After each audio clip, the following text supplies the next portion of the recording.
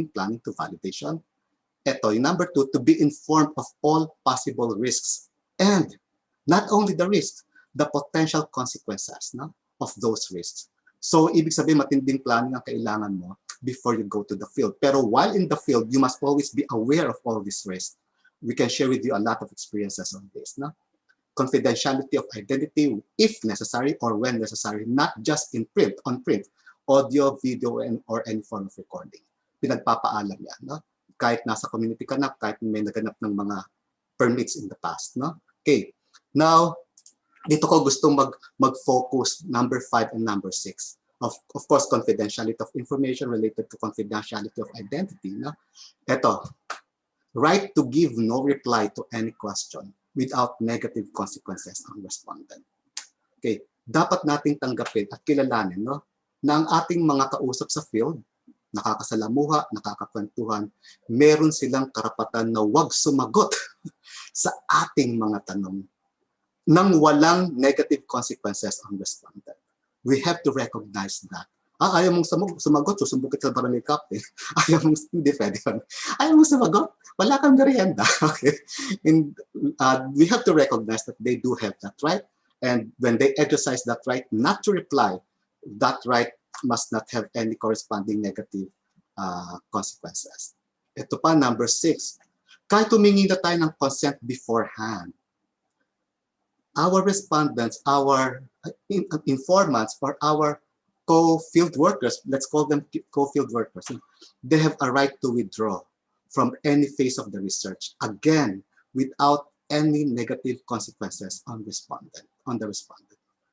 Kasi habang nagaganap yung fieldwork, minsan nakikilala din lang kanilang mga sarili. At habang nakikilala ang kanilang mga sarili at mga pananaw sa nagaganap sa kanilang community based on the questions that we prompt them to answer, bigla silang nagiging uncomfortable, and that's normal, and we have to recognize that. If they feel if they have that feeling that they are threatened because so much information is being given to us as researchers, they can withdraw from any phase of the research. Minsan nga sabi ng mga estudyante ko, sir, kahit na naka-print na, yes, ready ka na pirmahan ng dean ang iyong thesis, they have that right up to the printing stage, actually, kung hanggang publication. Pero pag-usapan natin yan in detail. Dapat nating kilalanin ang mga rights nito. Dito nagsisimula kadalasan ang maraming mga away o sabihin nating samaan ng loob. Dapat din nating kilalanin that they have this right to negotiate for rights to the research. Lagi na lang natin kasing tinignan in the past na ang mga respondents natin ay respondents, informants. But they have certain rights to the research, lalo na when it comes to publications and even awards. Dapat simulan na rin natin kilalanin na sa buong aspekto ng research, meron silang karapatang mag-negotiate ng kung ano pa mang pwedeng ethical na mga karapatan nila na pwedeng i-negotiate sa atin. Marami yan. At nade-develop yung iba habang tumatagal. Nakikilala yung iba habang tumatagal. Now, number 8, nagaganap ito sa participant observation at lagi ko itong ine-emphasize din. Yes, consent is done beforehand. But now, there is a growing demand among participants, the right to ask for a renewal of consent for each phase of the research. Nag-interview ka, isusulat mo, muli ka mag-i-interview for each phase of the research hanggat maaari. Humingi ka ng consent sa kanila. And you have to recognize that they do have that right to ask for a renewal of consent. Okay? Hindi na sapat yung unang consent. Dumarating na ang punto na for almost every phase of the research, there is a renewal of consent. Gusto pa po ba ninyo magpatuloy? Bakit? Gusto pa po ba ninyong huwag magpatuloy? Ayaw niyo po ba magpatuloy? Bakit po? Baka kasi nga, meron ng mga nakikitang risk sila nang hindi natin nakikita. Okay? So, may mga implications ito. Napakaraming implications. Hindi ko alam kung saan ako tatalon ulit. Pero, ang gusto kong tingnan ngayon is, meron pang, siguro dyan na lang muna, and then later on, we can proceed from here. Ang dami pang pwedeng sabihin, pero magbibigay muna ako ng triggers, and then perhaps some points in this presentation I can show them to you when we discuss them in our question and answer. But for now, I want to focus on those basic rights, no, that we have to recognize while we are doing our fieldwork in the conduct of our research, no, while doing participant observation. So habang inoobserbahan natin sila, habang nagpa-participate tayo sa kanilang mga trabaho, ginagawa sa community, hindi sila nawawalan ng mga karapatan in relation to our rights as researchers. Later on siguro yung rights natin as researchers. Kasi talagang mataas ang vulnerability ng mga napag-aaralan. Siguro isang aspect na lang, no?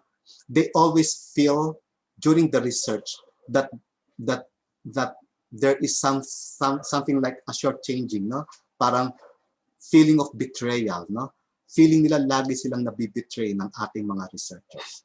And that feeling is valid. Bakit nagaganap ang feeling ngayon? Siguro dahil may mga bagay na hindi sapat ang pag-open up natin sa kanila. Okay? One major aspect of that is the right to all the information that they need to know while we are conducting the research. Not only before we conduct the research, but also while we are conducting the research. For instance, our preliminary understanding of the situation in which they are situated. Okay. Sa akin, napakahalaga lagi na sinasabi ko, I think I may disagree with your points here. Okay? Hindi ako nagsasabi na, hindi yung, kunyari objective ako, no? And then, pagdating ng research, tinitira ko pala sila dahil ang daming practices na unethical, ang daming practices na down the line. Okay? Ako, right, while doing the research, nilalatag ko kaagad ang aking mga preliminary, sinasabi ko preliminary agreements and disagreements, no? So it's always a question of negotiating analysis before even going to the validation part, no? Even during the field work, nagsisimula pa lang, meron ka ng mga tentative, dapat klaro naman tentative yan or provisional. So in that, what I mean here is that the honesty, yung candor, yung katapatan ay bukas na bukas. Iniiwasan kong magtago ng mga bagay-bagay na lahat ng may kinalaman sa kanila, kahit sarili kong panimulang pananaw hinggil sa analysis ng mga phenomenon na pinag-aaralan sa fieldwork. Bago pa ang totoong validation. Sa ganung aspect, we establish trust. Of course, may risk involved din na pwede kang paalisin. And that happens. You have to recognize that may karapatan silang paalisin ka. Okay? Wala kang karapatan mag-insist na dito ako, hindi ako aalis. No? Pinili nyo na ako. Wala touch move. Hindi pa pwedeng gano'n. No? Tanggapin mo rin na pwede ka nilang paalisin anytime they want. Marami pang pag-uusapan. But these are the triggers. No? One of the few triggers when you do fieldwork, doing participant observation. Pero lahat kasi yan, bumabagsak sa mga usaping ito. Right to negotiate for rights in the research, right to renew consent, right to be transparent about what we're doing, complete transparency even on the level of analysis. So yun lang muna siguro ang triggers. Yan pa lang, marami na tayong pag-uusapan. Marami na tayong pwedeng pagtalunan. I guess that's it for now. Thank you. Maraming salamat, Sir Eli. Ako, na-trigger na talaga ako. No? Marami kang binitawang mga keywords na, and I hope our participants are already formulating questions in their mind. So yung mga keywords natin, yung risk, confidentiality, consent, no? And then ethics in all phases of research, which is very important. Kung i-connect kasi natin sa mga earlier na mga modules, malamang nakita natin na yung previous anthropological research, in today's standards, pwedeng sabihin unethical, no? Kasi walang, hindi dumaan sa mga ganitong proseso right now. So, siguro isa sa mga... May context, yes. May temporal colonial context, halimbawa yung shinare namin ni Mama Maria. So, kumbaga, marami ring dapat i-consider right now, aside from thinking about research questions. One of the most important aspects din ng research in the 21st century is yung ethical questions. No?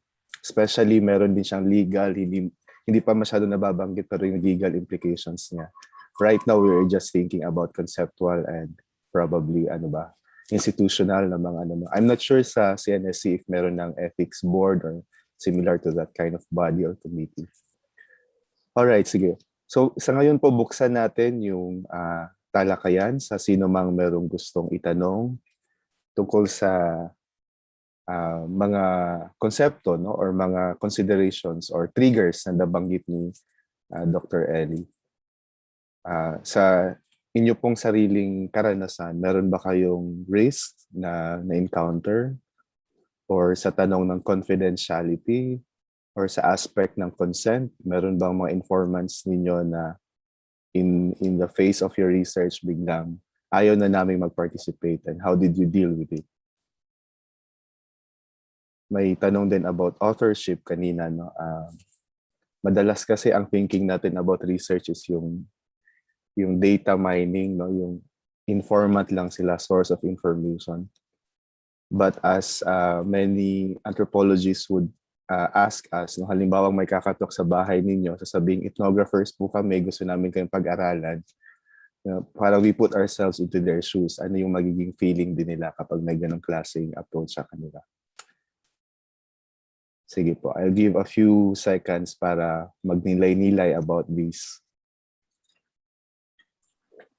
key points na raised ni Sir Ellie. Habang nag-iisip sila, can I share some personal experiences?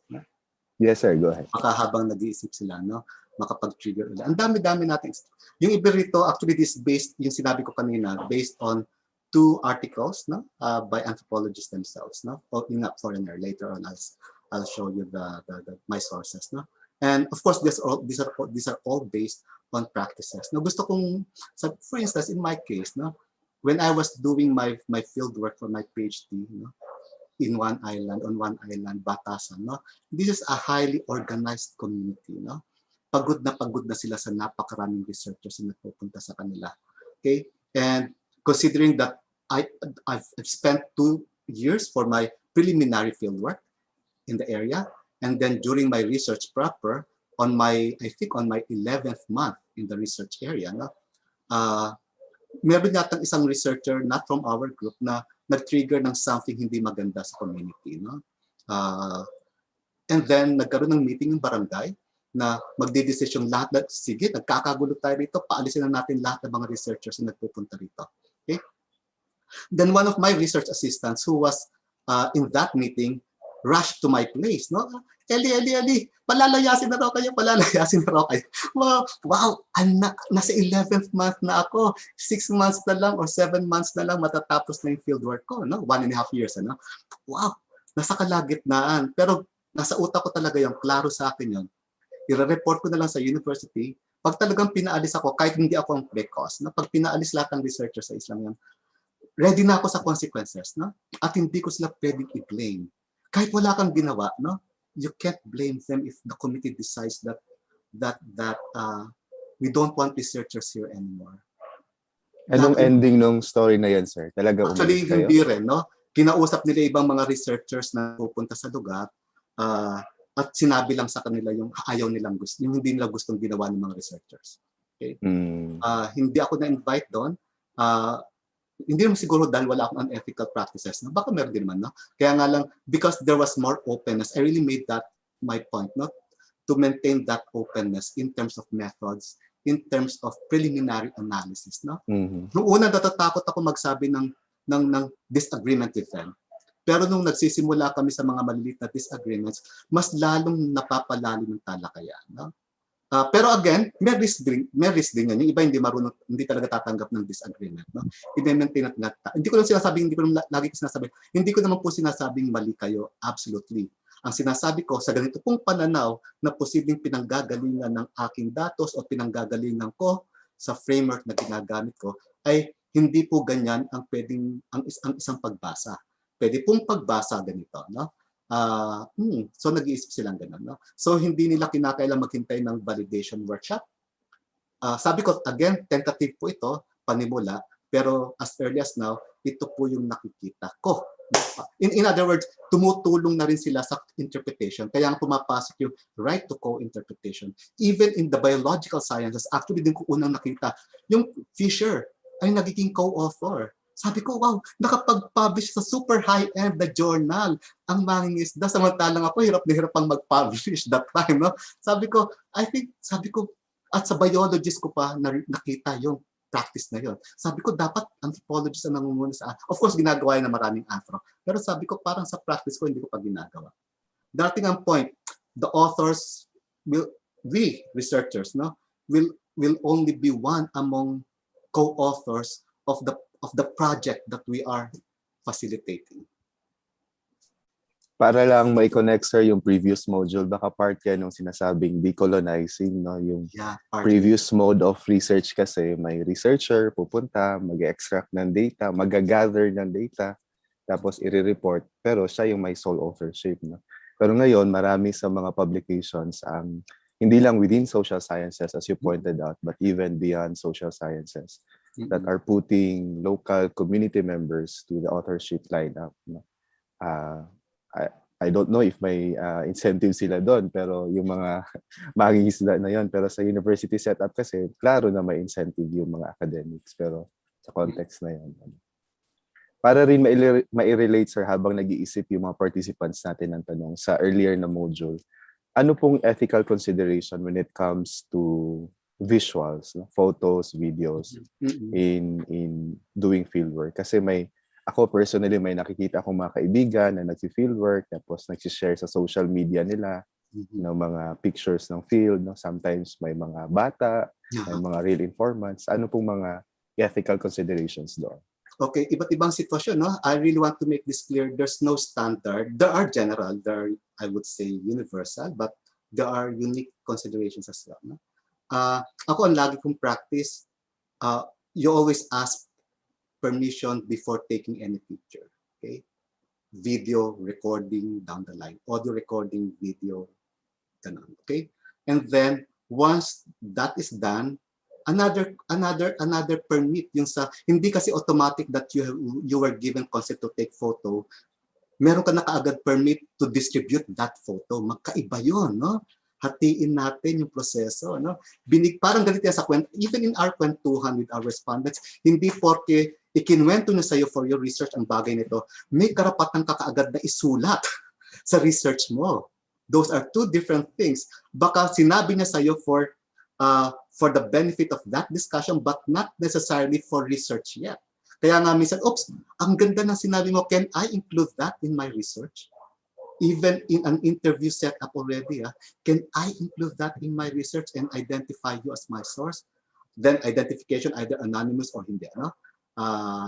So basically that's it. So nagkuha ka ng picture, not necessarily for distribution. Ipagpapaala mo pa rin yun. No? Pwede ko po ba itong ilagay sa Facebook? Pwede ko po ba itong i-post sa ating website down the line? Hindi automatic yun. No? Generally, hindi na natin pinagpapaalam yun. Pero just to be safe, what if ayaw niya palang ipakita ang mukha niya na taga-isla siya, no? Or doon siya nakatira for reasons we don't know yet. No? At kahit na walang dapat itago, karapatan nilang hindi maging ibulgar ang mukha nila. No?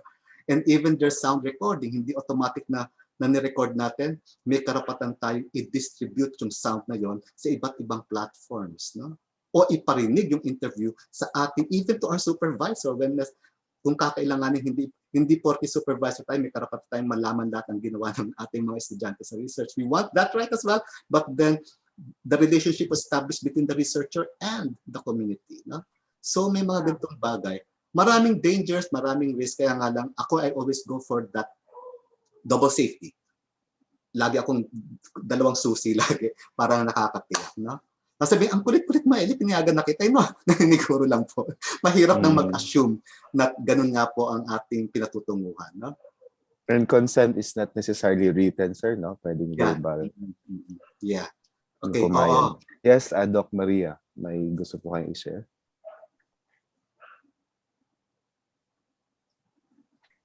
Maria, you are mute. Actually, Jessie just said it. I was going to say na hindi lahat, consent is not a document. Consent is actually a relationship of trust between yourself and the people you're dealing with, so that you know that they really are. One way to look at your data is it's actually a gift. Parang pinagkalob sa inyo. Let's say it's a story na kinwento sa inyo, or you were given the chance to observe something. It's actually something given to you. So you can treat it as something that you're accepting as a human being, as a person, na yung pinangangalagaan mo ay yung relationship ninyong dalawa. And so how you treat the gift, how you use that data is what it's all about. So hindi mo siya dapat itatapon sa basurahan or ipapakita sa lahat in a not nice way. Somehow, there's also that expectation that your representation of the people's lives will somehow not also be parang di mo pwedeng bastusin, di mo pwedeng, ganon, all the normal decency that you can expect should be contained in what you will do with your data. So, may question kasi nakita ko sa chat box Okay. about the most convincing approach for participants to give their consent. I think you need to reflect on what question, parang the question itself has a problem because it's not really about convincing them to give their consent, but more of earning their trust so that it's a gift that they really, I think that's the best way to see it. It's something that they just gave you. Sometimes even without you're directly asking for it, because that's the nature of the relationship also with informants. They might inform you kasi they think, ay dapat alam mo din to. Kahit hindi mo pa hiningi, sinabihan ka dahil they come to share your research goals. They think it's a worthwhile project. So actually one of the first things you must establish is that the topic is something people feel is a good topic, and it should be pursued. So they actually are not really convinced, but they are actually part of your parang part of your project because they are interested in the result. They think it is worth doing. Yeah. Yeah, maganda yung idea yun, no? Trust is basic, no? You really have to establish that trust. And siguro that's the advantage of doing ethnography for a longer period than the shorter types of ethnography, no? Yung minsan the first month, the first 2 months, no? Or even just the first few weeks. It's more about establishing the trust, the rapport, na pwede kanilang pagkatiwalaan. At pwede rin silang magtiwala na maging bahagi ng iyong research. Yeah.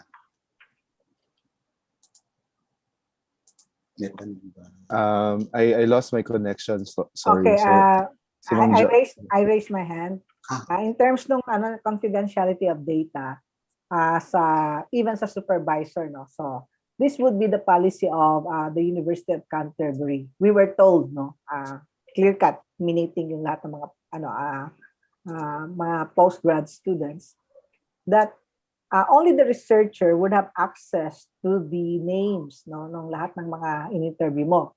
Now, if there is any question about any of your research or any of your respondents, you will be required to show it to your supervisor. Yung supervisor mo, PT, but only when there are questions, no, from the ethics committee. So ibig sabihin, even your supervisor does not see kung sino yung mga in-interview, yung mga tunay na mga pangalan nila.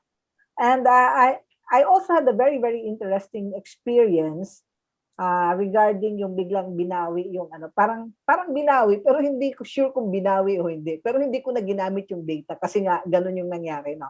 So ganito yung pangyayari. My flatmate kasi in Christchurch, New Zealand, is a Kiwi, no. Talagang siya, from Dutch origin, no, or Dutch origin New Zealander. But anyway, she's a nurse and she's working in the hospital, and there was a Filipino nurse who she was close to.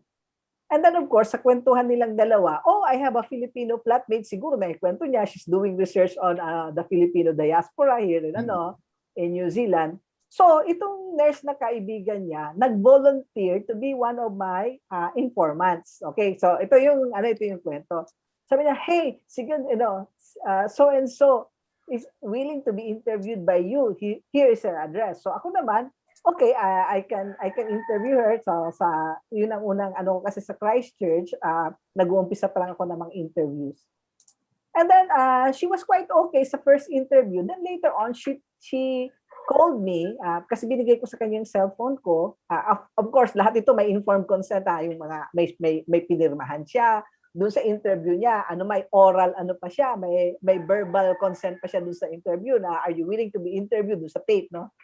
Anyway, she calls me from my cell phone and tells me that she has other friends from the Northern Island. We are talking about the Northern Island of New Zealand, which is Auckland, Wellington, nandun yung mga lugar na mga major cities din.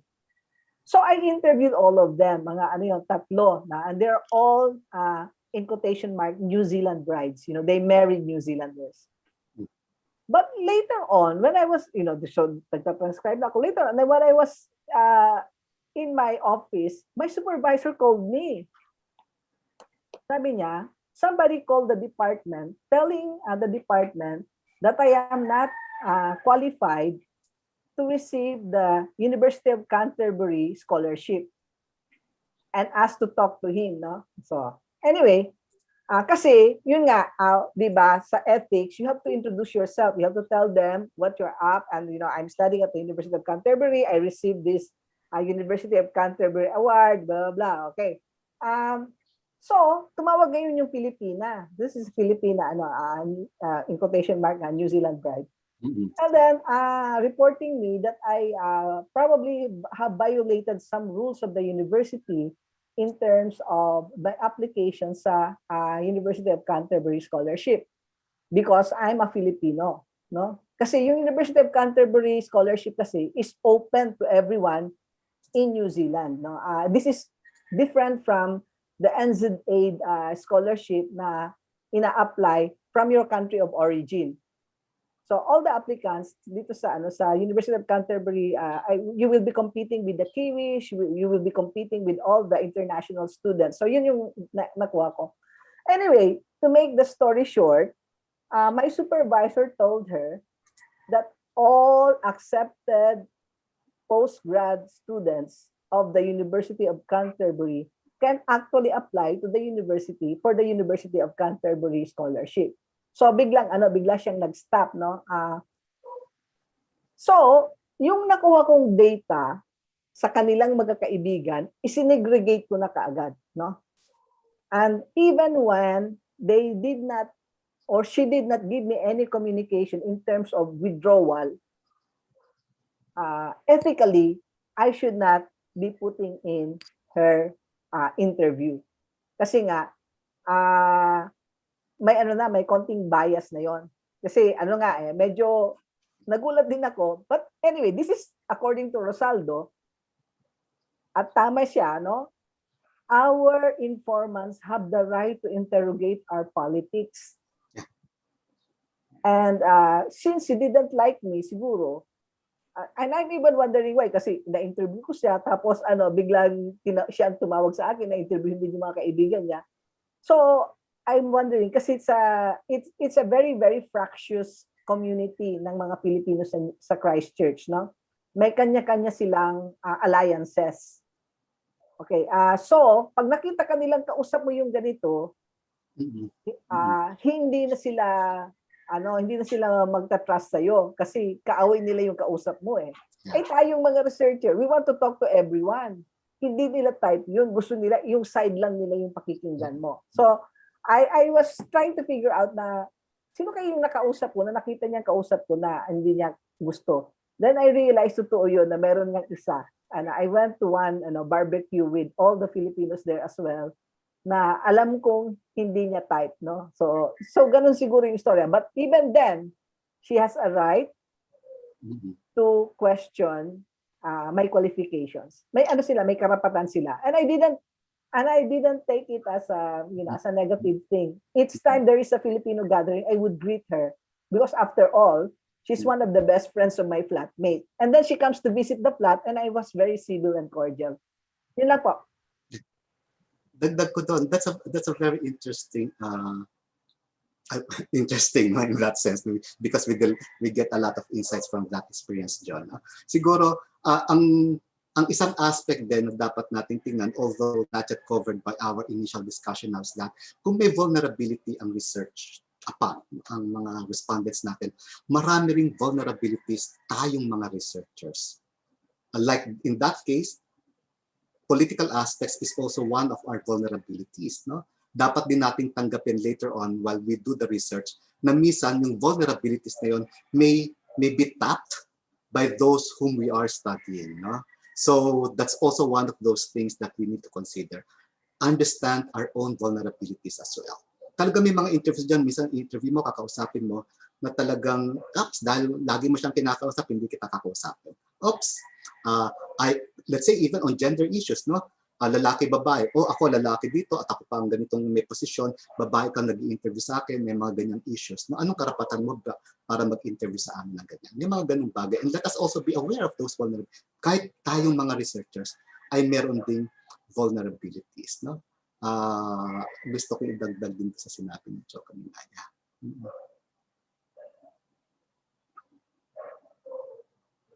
Pinapaste ko lang sa chat mga relevant things na sinabi sa akin dati ni Rosario. Yeah. Ang ganda na you can't just have your own agenda. No?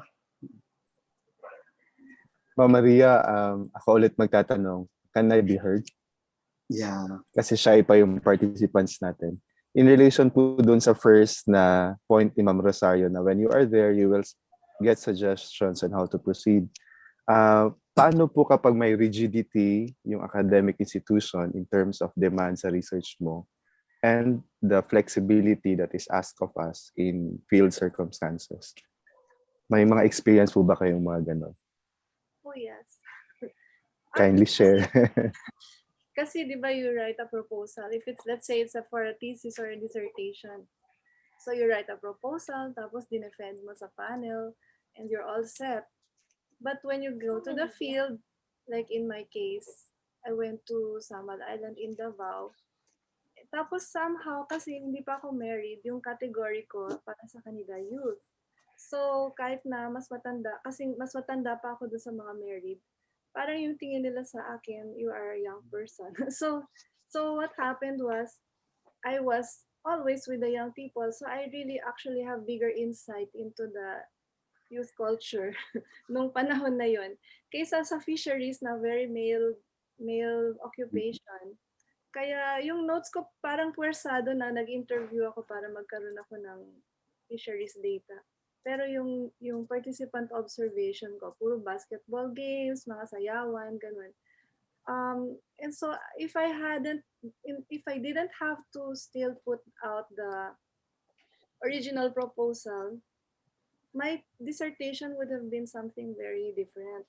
Kaya lang, because I had to, and it was a comparative study actually, may isa pa akong field site na shoot naman yung data, I still produced it. So actually, one thing to realize is because ethnography is very holistic, it's about life, where there's all kinds of things going on at the same time. Your data will be beyond, for sure, it will always be beyond your original topic. So one thing you will decide on will be how will you fulfill your original project, and what will you do with everything else which might even be more interesting to you. Sometimes you can just change your topic, sometimes you cannot. So yun, lahat ng yun pag-iisipan mo. And then marami siyang maaring patunguhan. So usually there's a lot more material than you planned for from the experiences. Yes, Sir Eli, go ahead. Dagdagan ko, siguro sa mga sitwasyon dinaanan ko, there are two main points that I always fall back on, no? Pag naharap ako sa ganung klase, lalo na methodologies yan, no? Alam natin na may certain academic rigidity or rules, pero iba rin yung rules sa community ng paggawa ng research. Dalawang bagay, no? Number one, you are in the community mainly as a researcher, okay? Which means dala mo ang ethics mo bilang researcher. Now, when you are in the field, distinguish two items, no?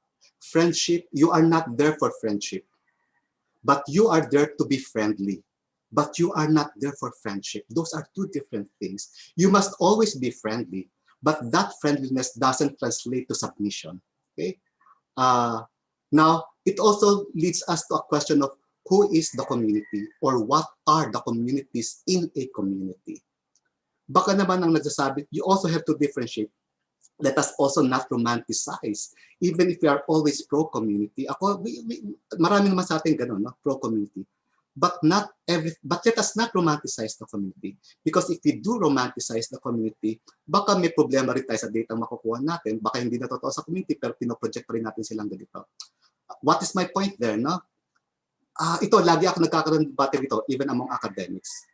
While we are pro-community, there are so many, let's admit it, actually based on maraming bagay, no? That there are so many things in the community that are admittedly unjust as well. Maraming unjust values then or unjust practices because the community is not a homogeneous group. The community is a hierarchical group or yung divisions nila horizontal. In short, it is also differentiated. Now, kung may nagsasabi na ito ang gawin mo, tatanong ko sa sarili ko, saan ba nanggagaling yung recommendation na yan? No? Is it from X, Y, and Z? From A, B, C, and D? Ako ilang beses na akong binawalan, Ellie, sinishare namin to sa'yo, pero wag na wag mong isulat ito. Dahil ito yung mga intriga sa community. So hindi ko nga pwedeng isulat lahat. Sabi ko kahit po walang pangalan, siguro general, wag ka magbabanggit ng pangalan. Pero minsan may historical data, no? Historical data papers, ang dami-dami niyan. Isang local historian, may libro, no? At magsasabi ng pangalan. So pag nasa public document na, yun na yun. So minsan nagtatalo yung local historian at saka yung data sa loob. No? But of course, that's my point. No? Klaro sa akin, nandun ako, not exactly to establish friendships, but if friendships are established, you welcome that. No? But I'm mainly there as a researcher, coming from a certain position, and I'm there to do some negotiations as well in a friendly, ethical manner. And then if I do disagree with their methods, sasabihin ko bakit po ganito ang mas kailangan kong gawin, hindi po yan. Siguro pwede natin yung gawin sa ibang klaseng paraan, pwede rin po natin subukan, pero sa ngayon po mas inclined ako dito. No? Batay sa, pero tingnan po natin, baka mamay pala mas marami mag-generate yan. No? At maraming pagkakataon na tama sila. No? At may pagkakataon na nag-meet talaga kayo. Ay, hindi, Eli, wag mong gawin yan. Walang pupunta sa'yo pag ginawa mo yan. No? Gawin mo sa ganitong oras. Pupunta sa'yo, tingnan mo siya. So, you weigh in all those things. No? Pero again, friendship is different from friendliness. No? Siguro one issue na ginagamit yung principle na yon, nilapitan ako ng isang taga-community, babae siya, actually sila yung may-ari ng tinitiran ko, na to the point na ang close na ko na sa pamilya nila. No? At sinabi sa akin, Eli, at kilala, yung isa kong respondent na lalaki na katutubo, magkakilala na sila, isa Christian, isa katutubo. Sinabi sa akin ng babae, yung Kristiyano, sabi niya, Eli, pakakasalan ko na ba siya? Wow! Pati ba, nandun ako, hindi, of course, kamotik na akong sumagot ng, oo, bagay na bagay kayo. Pero biglang may nag-trigger sa akin, Eli, ito ay isa ito sa mga bagay na dapat maging klaro. Hindi ka guidance counselor, hindi ka marriage counselor, kahit pabor ka sa relasyon ng dalawa, no? At gusto mong sila magkatuluyan. Umatras ako, sabi ko, sa ganyang bagay, ikaw na magdesisyon. Baka pag sinabi kong oo at may mangyari sa buhay ninyong kasal kayo, ako pa ang may kasalanan. No? Sinabi ko na lang na, gusto ko kayong magkatuluyan, pero wag mo akong paniwalaan. No? Mas paniwalaan mo ang sarili mo. Unang-una, hindi ako marriage counselor, hindi ako guidance counselor ng pag-ibig. Ikaw higit sa lahat ang makakasagot niyan. Gusto ko kayo, pero wag kang maniwala sa akin at wag mo akong consultahin kung magpapakasal kayo o hindi. Baka gusto kang kuning ninong ng sir, ayaw lang sabihin diretso. Okay lang yun. Kaya nga lang yung baka pag umuo siya sa kasal at silang nagkuhan, parang aatras na ako. Sabihin ko, sa bagay na yan, baka kayong dalawa na lang talaga ang dapat na magdesisyon. Maganda yung I agree with your point, sir, na yung pag-distinguish ng mga boundaries, kumbaga before going to the field. I think ito yung sinasabi ni Ma'am Sario sa chat ni Ma'am Maria na know yourself better, no? Yung hindi ka basta-basta pumapasok dahil ba pagiging sa mga, kasi may mga relasyon sa field, sir, right, na hindi mo, kung early on, kung nag-set ka na ng boundary, maganda yun siguro maging break, no? Or maging reminder sa'yo when you are encountering these kind of Yes, situations. siguro dagdag ko rin ng skills, no? Minsan hindi mo naman klaro lahat yan, no? May basic principles ka lang and then biglang-bigla may specific. How do I deal with such a specific reality in the field, no? Minsan general principles lang, so baka akala naman iba prepared na prepared tayo, no? Yeah. Some prepared tayo on a general plane, but some specifics, you encounter those specifics when you are already in the field. Kaya ang ganda sinabi ni Ma'am Sayo, no? Know yourself. Although we can't completely know ourselves before we go to the field, no? Or when we are confronting the field. No? Thankfully, meron na tayong participant na gusto rin mag-share. Baka natanong din siya na maging ninang sa si Ma'am Lovewise. How do you Lovewise Shirley De La Cruz? Yes, sir. Lovewise Shirley De La Cruz po. Yes, ma'am. Go ahead po. Sir, ang question lang po namin dito from College of Trades and Technology po. Kasi po, bago lang po sa amin yung ethnography kasi po, lahat po kami talaga dito are more on developmental. Then, sa mga topics po na na-discuss noong mga nakaraang araw, which is po, ang daming pumasok na napakagandang idea po para sa extension activities namin.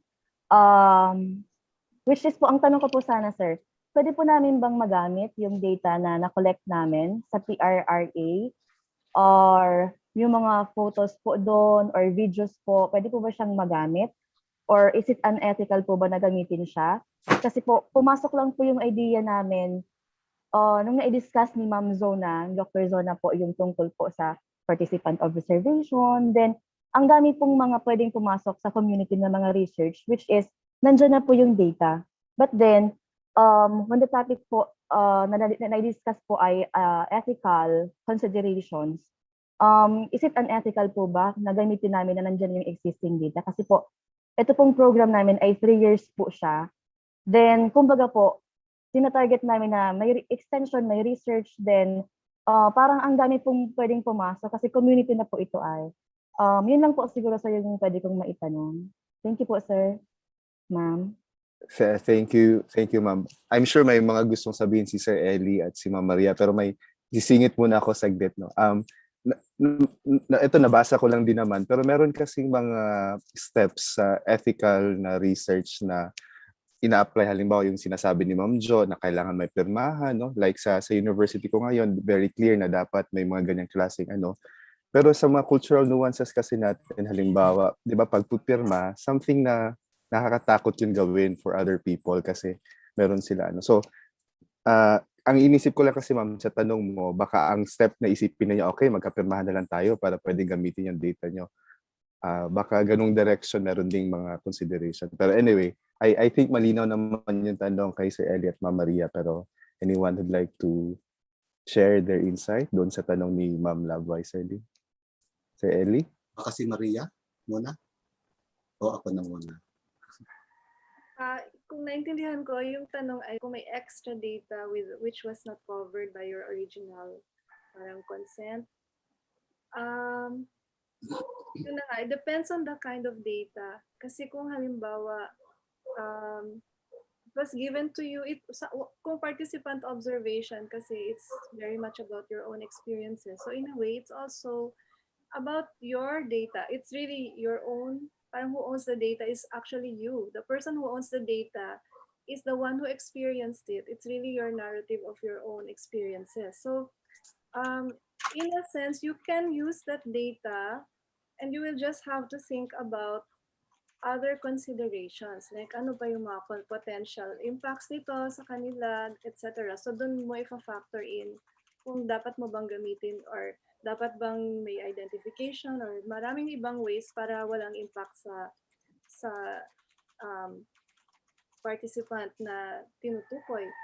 So in a way, it's actually your own data. But if it's like a story that was told to you and the context is clearly parang confidential, so you have to just, it's very case to case kasi pagdating sa ethics. Ano ba yung konteksto ng pagkuha ng data na to? Hindi naman pwedeng pirmahan lagi at saka kahit na pirmado, it's really not still not ethical to say, ay, may consent ka, binigay mo yung consent. So I don't just throw away the idea of paper and pen, but develop the relationship so that they can always get back to you and you can always get back to them. Pwede mong itanong kung may duda ka, pwede ko ba itong gamitin? Or pwede rin silang mag-follow up sa'yo kasi may naisip sila or hindi nyo na naisip during that moment, but later on, if there's a new context, so baka hindi na dapat i-share in a particular way. So as long as you keep those lines open, yun nga, it's a case-to-case thing. So when do you finish your field work? In a sense, there's no end. It's a lifelong. It's a lifelong. Idagdag Thank you ko po, doon yan. ma'am. I agree with that, no? Pero again, just to be safe, double safety lagi. Na safe na yung una, no? Pero kung kakayanin niyo namang bumalik sa kanila and just ask permission, tapos na po namin at meron po kaming mga napiling mga pictures, okay lang po bang isama namin to sa aming research, no? Wala namang masama kung balikan niyo sila kaagad, even by phone, no? Kaya hindi kasi kinakailangan lahat written, no? And then you report that in your research that we have obtained permission for the printing of the photo. Kasi minsan, pag pinablish naman na, yung editor mismo o yung editorial board o yung journal ang hihingi, have you asked permission from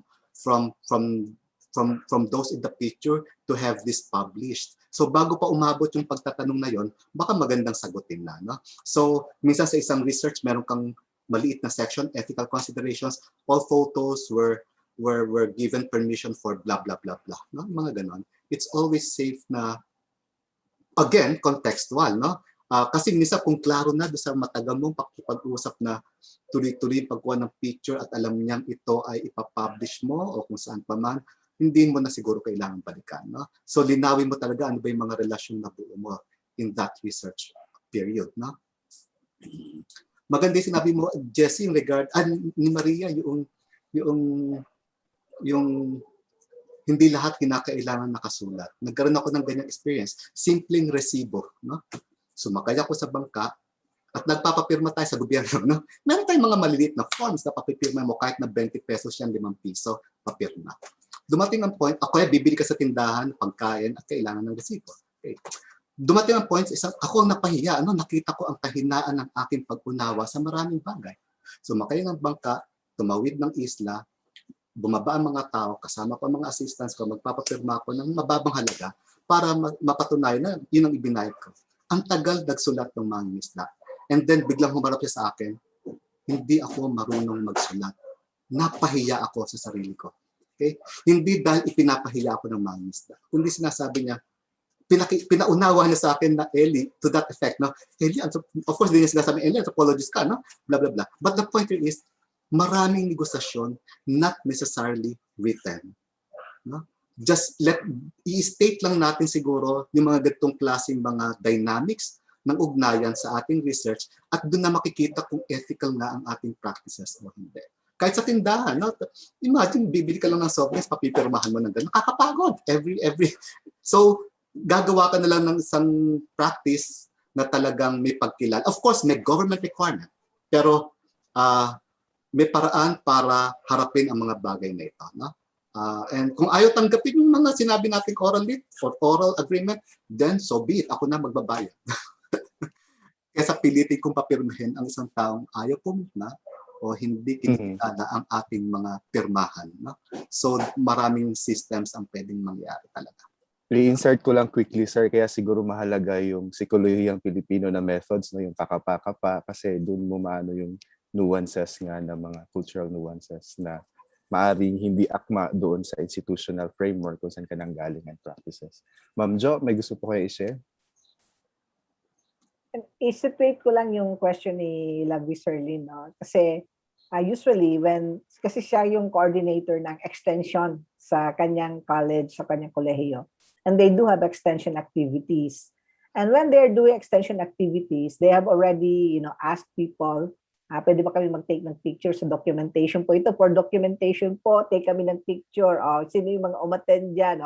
Lahat ng mga umattend dun sa extension. So, ano na yan, nakuha ng picture. Tama, tama, give me a thumbs up, love. Wizardin, tama ba yung ano? Tama ba yung sinasabi ko? Yes, ma'am. Yes, ma'am. Nagkaroon na sila ng initial research doon. Now, and everything is okay. Now, dahil doon sa narinig niya, na mga input natin, bigla niyang naisip, yung ibang mga nakuha niyang documentation doon sa lahat ng extension activities, pwedeng magamit sa either publication or sa sa bagong research na nakuha na. Ibig sabihin nakuha na yung mga datos, no. So, ang ko naman is anything that has been given consent, ang aking stance diyan. Anything that has been given consent is okay. Pero I would suggest na gawin mo pa rin yung suggestion ni Ellie. Balik ka pa rin doon sa community kasi kilala naman ninyo yung mga tao. Ay, by the way po, yung lahat ng nakolekta namin dito, pictures, etc., pwede po ba namin gamitin sa ganito namang objective? Kasi yung pong una, sa documentation lang po yun ng extension services. Alam niyo naman yung lahat ng nagtatrabaho sa SUC, no? Kukunan lahat ng picture, lahat ng activity, lahat ng mga divisions, at ilalagay yan sa report ng SUC at kuminsan ginagamit yan sa SUC leveling, no? Level 3 ka ba? Level 4 ka ba sa SUC? Ganun yun. Ganun ka-tedious yung documentation ng bawat department. And since gagamitin mo Miss De La Cruz sa ibang purpose na, hindi na yung basta documentation ng extension services wherein you are the leader dun sa extension services ng college mo, then there's nothing wrong in going back to that community and telling them that you're going to use it for research naman. The same data, no, na nakuha mo. Either pictures o yung mga conversations ninyo o yung mga activities ninyo. That definitely can be used, but there's no harm in going back to the community and informing them. Why do we do this? Because we want to show that we respect them. Yeah. And that we are worthy of their trust, that we will never abuse yung mga information na nakuha natin sa kanila plus yung mga documentation natin.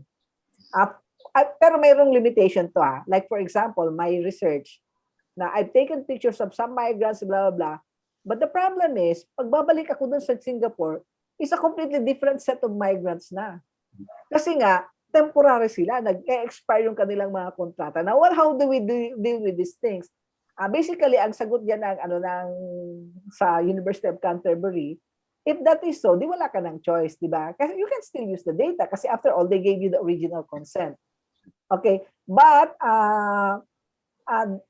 you can actually just defend your stance mainly because you will explain na nagbago na yung mga tao occupying, for example, the same organization and the same space, no?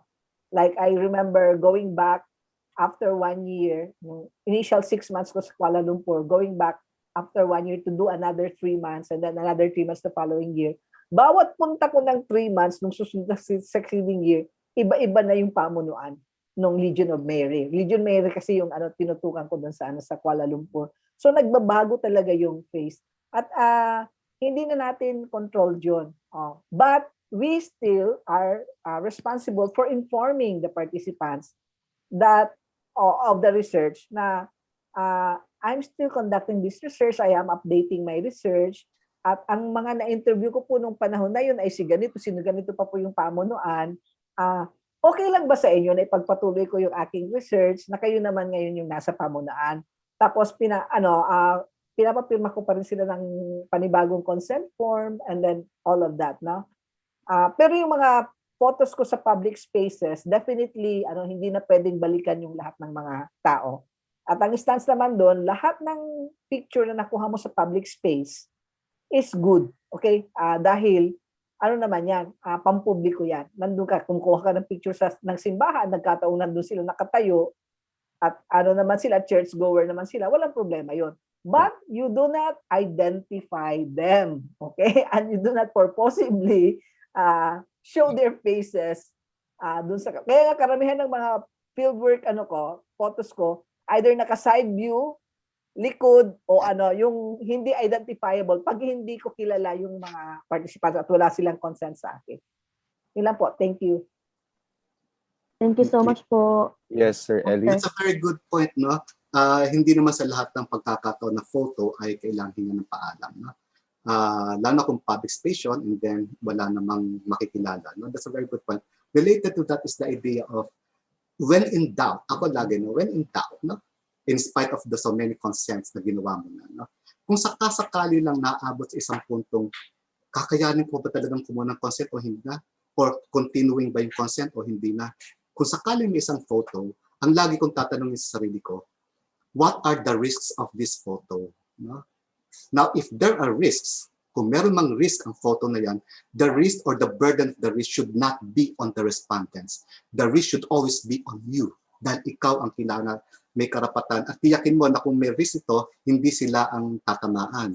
Kung may risk ito, preferably wala, no? Kahit kanino. Pero kung talagang may risk involved, the risk should be more on you than on the respondent. Dahil ikaw eventually kailangan managot. At ikaw ang gagawa ng paraan para harapin yung pananagutan doon at hindi ang iyong respondents ang may burden doon. Laging ganun eh. The least risk at the least hurt ang pinakamaliit na, basta ang hindi dapat laging maapektuhan ng risk hanggat maaari ay ang respondents. Kung sakali mang talagang hindi maiwasan ng risk, ang risk na dapat ka wala rin, pero kung talagang meron, tiyakin mong sa iyo yun. Ikaw ang managot. Ikaw ang may dala-dala. Ikaw ang may dahilan. Kaya nagkaganan na. Kaya ikaw dapat ang managot ng lahat ng risk. Pero hanggat maaari, pati iyo sa iyo, dapat walang risk. Thank you, Sir Ellie and Ma'am Jo. Maganda yung tanong or concern ni Ma'am Lovewiser din kasi na-emphasize yung key lesson sa ethics na ang consent, hindi one time, big time no, na binibigay, kundi constantly sought after. So baka rin Ma'am Lovewiser Lynn, yung model nyo sa extension is yung co-researcher yung community, no? Hindi na lang source ng data na pwedeng baka i-recalibrate ng ganon. Para yung relationship na sinasabi ni Ma'am Maria is may establish talaga. Hindi lang sila yung kumbaga source nyo or kliyente, kundi sila mismo yung yung sinasabing directions ni Ma'am Sario naman kanina. Sila yung nagsasabing saan pwedeng pumunta. And meron po tayong isa pang naka-raise hand, tatawagin ko po. Tapos pagkatapos, thank you Ma'am. Pupunta tayo sa part naman ni President Skilty La Bastilla ng UGAT para doon sa community-based research. Pero tawagin ko muna I'm not sure kung si Sir or si Ma'am, Melva Lorenzo Parbola. Yes Go ahead po, sir. Go ahead, Ma'am. Yes po. Good morning po, professors. Kanina pa po ito nasa mind ko yung about sa mga pinag-uusapan na po natin about ethics. So, for example po, na nakabigay na ako ng rapport sa participants ko, is it unethical to give gifts? Like for example, pag pumunta ako sa IP or sa fisherman, may dala-dala ako, for example, may dala ako mga tsinelas, mga damit, use clothings, and then foods. Is it unethical? Yun po yung nasa mind ko eh. Kasi ay gusto ko pong malaman kung ito ba ay okay lang or hindi. Yun lang po. So far, yun lang muna. Ang gandang tanong niyan, Ma'am, no? Yung gift giving especially sa context natin. I'm sure na-trigger na yung mga speakers natin. So, sino ang gustong mauna? Ako muna ngayon. Go ahead, sir. Then Maria, ikaw next. No? Maraming pagkakataon magkakaiba. No? Generally, preferably no money involved. Generally, pero kahit yan, nagkaroon na ako ng variation later on. No? Okay. Gift giving is natural. No? Tiyakin lang natin na yung gift giving na yun ay hindi nakaka-apekto sa resulta, no? ng interview. No? Kasi minsan, ganitong amount ng ibibigay ko kasi ganito lang nang pala ibibigay sa akin sinelas. Isang paalam, wala yung kabila. So ito lang bibigay ko. The pointer is, yeah, we value gifts. And it's an expression of our gratitude. We can do that. No? And they welcome that actually. No? Sometimes it's not even a question of how big that gift is. No? Ako, nung umalis sa community, I really was surprised. No? In one area, Tagbanwa, binigyan ko lang ng picture, photo namin. And then, bumalik ako after a year or two. Pagpunta ko ron, proud na proud siya, Eddie, ito pa yung photo namin. Pagtingin ko sa photo namin, fade na. Wala na ako nakikitang mukha, yet binavalue yung kuwan. Yung photo, sabi ko, wow, this is an ethnographic experience, something that I haven't experienced before. How they value those gifts. Yung iba naman, iniwan nung alis ako sa isang field, iniwan ko yung mga tasa ko down the line sa buong community, hati-hati sila. No? And then magulat sa pagbalik ko after 5 years, Eli, ito pa yung tasa mo, nakatago. Of course, nila ginagan, souvenir na. No? Again, sa ganung bagay, mahalaga yon. May mga instances naman na bibigyan ko ng, kunyari, pinakanta ko ng epic ko na isang gabi. No? And then, originally, binibigyan ko ng ilang kilo ng bigas. No? And then, yung member mismo ng community ang nagsabi sa akin, Eli, mga magsasaka yan. Ang dami na nilang bigas. Bakit bibigyan pa ng bigas na binili mo sa bayan? Ang pangit-pangit naman. No? It was good intention, but then the context is not appropriate. Nanggagaling ako sa isang context ng akala ko ang ganong klaseng bigas ay malaking bagay sa akin kasi ang mahal-mahal ng bigas. No? But for the community, the bigas is meron na sila. So masisira lang yan. So sabi ko, anong gagawin ko? Ito yung sinasabi ko siguro sa kanila Ma'am Sario. You consult them. Eli, baka buting ibigay mo na lang sa kanila pera. Hayaan mo na sila ang... Doon nagulat ako ng konti. Kasi never have I done that. No? Pero sabi nila, Eli, kaysa bumili ka ng bigas, aanin nila. Bibili ka ng ulam, mas masarap pa isda nila. No? Fishy ko, tinidala ka ng isda. Mga ganun. No? So sometimes you just have to trust them. Yes. Kahit sometimes it violates some aspects of you, but you see the value of what they suggest to you, and then ganon, no? So una reluctant ako, pero nung kuwan, tinitiyak mo lang na hindi naman talagang parang sweldo type, no? Unless may ibang instances na talagang sa poly-eco naman ay ninako mo ang kanyang oras sa pangisdaan at binigay niya yung oras niya, nawalan siya ng 350, 500 sa isang pangisdaan because of your interview, then nililinaw mo na hindi po ito bayad pero pampalit lang po doon sa pangisdaan ninyong nasira ko. No? Sa ganitong klaseng pagkakataon. Pero hindi po sa lahat ng pagkakataon baka ganito ang mangyari. Yung mga ganon. No? So, contextual, value systems ng community may not be your own value systems. No? Meron pang isa pa, one last point, no? Isa pang point, sorry, na. May pagkakataon sa isang community, kakain ka, may dala kang bigas, at minsan, buhol ito, no? Nagyayabang ka ng konti. Dala-dala mo brown rice, binili mo sa bayan. No? And then, brown rice, sabi ko, mahal, ang mura dun eh, no? And then, feeling mo, mahal yan sa Manila. At pag kumain ka ng brown rice, talagang gusto ko that time, no? So, siguro ilang meetings na kami puro brown rice. Kinausap ako ng assistant ko, Eli, baka naman pwedeng puting bigas naman. Bakit? Sa community na to, puro brown rice na kami. Gusto naman namin makatikim ng puti. So, things like those do have, kumbaga, certain values on food. Sometimes you are not aware, even as an experienced anthropologist. No? Eli, para sa amin, ang brown rice na to ay isang ordinaryong pagkain. Gusto man naman namin makatikim ng, at sa akin pinapasabi na ang bilhin mo naman daw ay puti. To the point, ang point lang na ang lesson doon is, wow, ganito na yung level of trust among us. And I would appreciate that, no? That they can also critique the offering. Isa pang item na lang, sinishare naman ito sa kong estudyante sa Antro, is isang community sa Kaigorotan, I won't mention the specific community. May isang researcher nagpunta ron, may dalang mga damit, no, na pinaglumaan, iniwan doon. Pero ito naman ang point dito, may iba pa rin context. Ang sagot ng sinishare sa akin nung member ng community, sabi niya, anong tingin nila sa amin, Eli? Biktima ng lindol? Nagulat ako ron. Oo nga, no? It was given to them in good faith, of course, no? Nagtitiwala ka naman doon sa researcher na nagpunta. Kaya nga lang, iba yung value nung natanggap yon, no? Anong tingin nila sa amin? Biktima ng lindol? Hindi kami biktima ng lindol. Bakit kami binigyan ng mga tira-tirang damit? Sabi ko, ang yaman ng karanasan iyon. So may mga ganung value checking kang titingnan, no?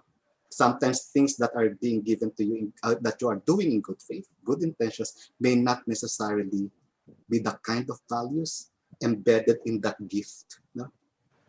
So, ang dami. No? Thank you, sir, for sharing. Ma'am Maria, may gusto kayo share? Okay, so yung problem nga ng money, kasi nga it's really, you don't want to make it a commercial transaction na parang binabayaran mo yung, o binibili mo yung data. But there are many occasions where you can pay for pamasahe or mag-merienda or ikaw na lang yung sa case ko, nahiya din ako. Actually, parang hindi appropriate na magdala ng bigas, pero I brought the ulam. Kasi, tapos good for everybody. Tapos yung isang case, maybe more interesting is, sa Batanes kasi, walang social event na walang inuman. So, actually, the appropriate thing to bring is gin. I didn't know that at first, pero yung first time na makipag-meeting ako, parang special meeting with the Fishermen's Farmers Association, buti na lang may sumama sa akin from Basco. Tapos nagulat ako, biglang naglabas siya ng malaking bote ng gin. Tapos biglang nag-relax yung atmosphere, parang aha, ganun, parang nag-change talaga. And then, so yun yung nangyari. Sometimes people who know what is appropriate, if they are your companions, then they can also be the ones to smooth it over and parang sila yung nag-fill in. Tapos yung photographs, that's actually the best thing to share is something you made yourself. They're sharing with you their fish or their own produce. So yung photographs, I think that's very appropriate. Kahit na malaki yung gastos, actually, nahirapan ako doon. Pero yun yung hinihingi. They want ID pictures, ganun. So I tried to make a way to, kasi film pa noon eh. Instead of isa-isang picture, pinag-group shot ko sila tapos ginunting-gunting ko yung ID picture nila. Ganong klase. Malaki kasi yung pangangailangan nila na ID picture. So those are the things that are really appreciated because only you can give it. And also data, like your own work actually, sasabihin ko sa huli, you are actually obliged to give it back. Yung kopya ng sinulat mo, somehow there should be a way for them to access it locally. It's a printed copy. It's hard to decide who to give it to, pero somehow it should be there in the field, not in Manila or somewhere else, pero dun mismo sa community nila. And then, kahit hindi sarili mong research, but it's relevant to them na ikaw lang pala yung nakaka-access nun, information, that's really appreciated also. Like, kahit na yung mga historical materials, mga Blair and Robertson, pag nagkaroon sila ng kopya, yun pala yung impact noon, ginagamit ng mga anak nila sa high school, gano'n. Yung mga sinulat nyo there, they end up being used pala in the school. So one place you can leave it is in the school, sa mga teachers. Pwede rin doon. Recordings ng kanta, kung nag-record kayo, pwede nyo rin ibalik. And photographs. What else? Siguro muna yung sasabihin ko. Tapos kung may pinapabili sa iyo, kasi halimbawa may fisherman nagpabili sa akin ng hook.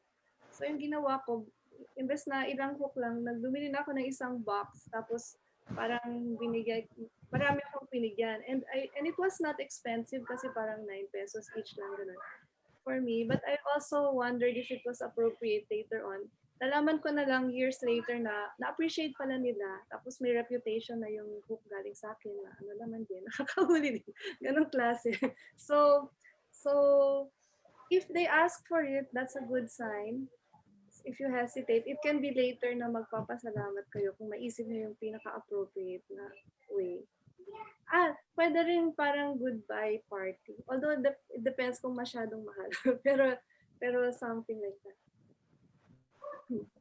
Thank you, Ma'am Maria. Ma'am Jo? Depende kasi sa lugar, no? Sa kayo kung ano yung perception ng mga tao tungkol sa iyo.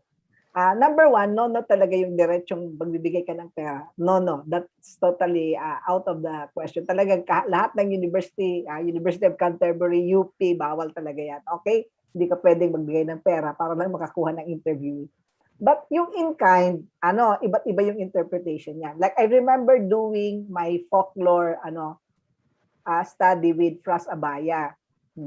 So ang topic ng aming folklore thing is food, no? Food. Ang pagpinuntahan namin yung Pook Daguhoy, no? So nagbigay ng iba't ibang assignment, yung para sa marketing, sa iba't ibang aspeto ng food. Ang napunta sa akin yung healing, food and healing. So ang hinanap ko ngayon, yung mga healers, no? Asan yung mga healers ng community at yung nag-interview ko. Anyway, for the whole month, sa summer course yun for the whole month na nag-gather kami ng data, I remember visiting twice and then nang pinoprocess na kami ni Fras Abaya, nagtanong nga ngayon kung ano yung binigay dun sa community. No?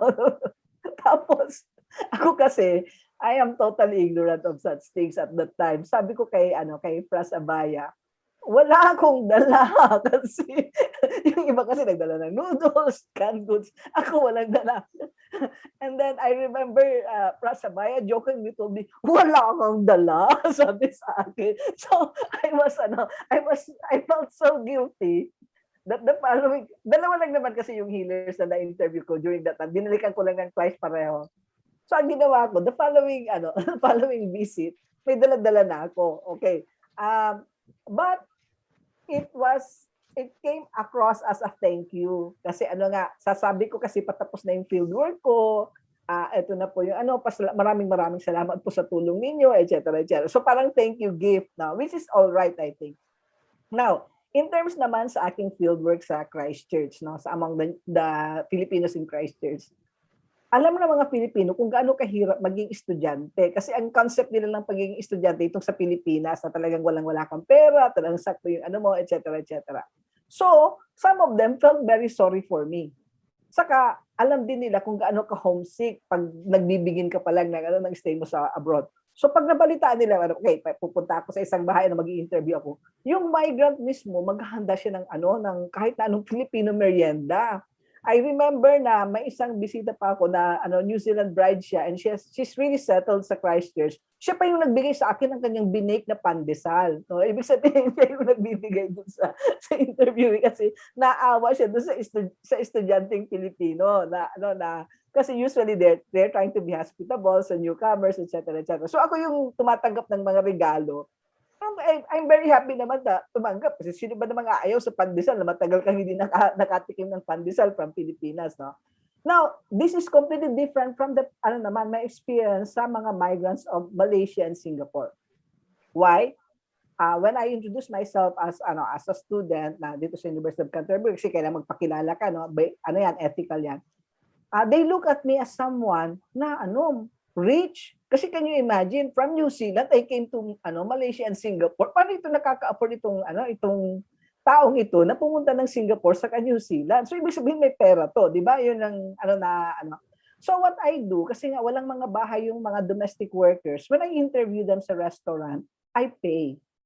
If we have, halimbawa, merienda, I would pay for the merienda. Masakit sa bulsa, pero sige na lang, oo, kasi importante yon. And then, ang isang striking na sa akin nung Malaysia, Singapore, no, even yung border guard ng Malaysia, hindi siya makapaniwala na may isang Pilipino na tumatawid ng border na on vacation. Hindi kasi ako kumuha ng permit to ng permit to go to Singapore or Malaysia to do research. Talaga lang ako parang migrant ka lang na cross ng border. Now you get 1 month. When you cross the border, you get 1 month. When you cross the border again, you get 1 month in Malaysia. So ganun yung ko. Sabi sa akin ng Malaysian immigration official, you have gone to Singapore 3 times already within the past 6 months. What are you doing there? Sabi ko, I'm on vacation. You are on vacation? Sabi ko, why not? Why not? Can a Filipino not go on vacation for 6 months? Did I violate anything? Tapos, I have to say na wala, no? But I discovered one thing, kung ano yung nangyayari sa ating mga illegal migrants. Kasi he suddenly shifted into a whisper. Ito kasi ang interesting, hindi ko pa ito napapublish, pwede ko i-publish ito yung information. Biglang nag-whisper ngayon yung Malaysian immigration official, sabi niya, if you want, I can help you. Tapos biglang sabi ko, what? I didn't hear you properly kasi biglang atras siya. But these are interesting things in the field work that you discover accidentally, no? Yung na kasi before that, meron na akong na-interview na na ganun yung nangyayari sa kanya. Nagko-cross naman siya. Hindi doon sa Singapore, Malaysia, no? Nagko-cross siya sa Malaysia, Thailand border. At yun ang ina-arrange ng parang mga agency na may connection sa border guards. Papipilahin sila at a certain to a certain immigration official, isang linya ito, doon lang kayo, hindi kayo pwedeng pumila sa ibang border. So doon lang kayo regardless kung ano mangyari diyan kayo pipila. Ganun yung ginawa sa kanila. Kaya nakakabalik sila sa Malaysia for another month. Okay? Eventually, itong migrant na to, bumalik na ng Pilipinas. And her return is even more interesting kasi muntik na siyang maaresto. No? So I did. She called me and she asked me for help. And I did mobilize my connections sa mga NGOs ng Malaysia in terms ng mga migrants. But these are things na na importanteng natin sa ethics na perception. How do your respondents or informants see you? At kung talagang may advantage ka naman sa kanila, then pay for the meal. Kasi yung DWs, hindi ka pwedeng ilibre ng yan. Nandun kayo sa coffee shop, ilibre ka ba niya? Diba? Pero yung mga Pilipino sa New Zealand, sila pa yung nagbibigay sa akin. Kaya masaya ako. May pansit sila. Ipagluto nila ako ng pansit. Kasi, homesick na yan. Si Jun, matagal nang wala sa Pilipinas. So, iaan nila ako. At bibigyan niya ako ng mga pointers kung saan ako pwedeng bumili ng mga Filipino food. Lang po. Thank you.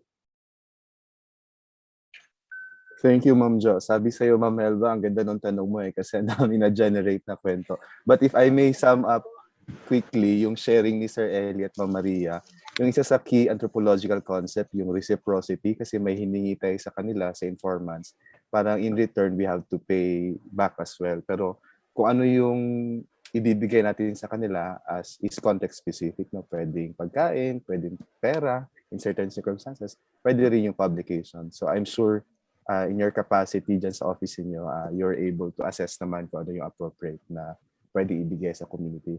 Kay Ma'am Jo naman, yung isa sa magandang point niya is that nagre-reflect yung mga ethnographers sa nangyayari sa field. So hindi lang yung data ang pwedeng i-publish, even yung experience nyo sa field no, pwedeng i-publish as a methodological aspect ng research. So maraming salamat Ma'am Melva, maraming salamat sa mga nag-share. At this point, tawagin po natin yung next natin na trigger, si Sir Skilty Labastilla para magbigay ng additional pa ng mga inputs tungkol sa ethics. Go ahead, Sir Skilty.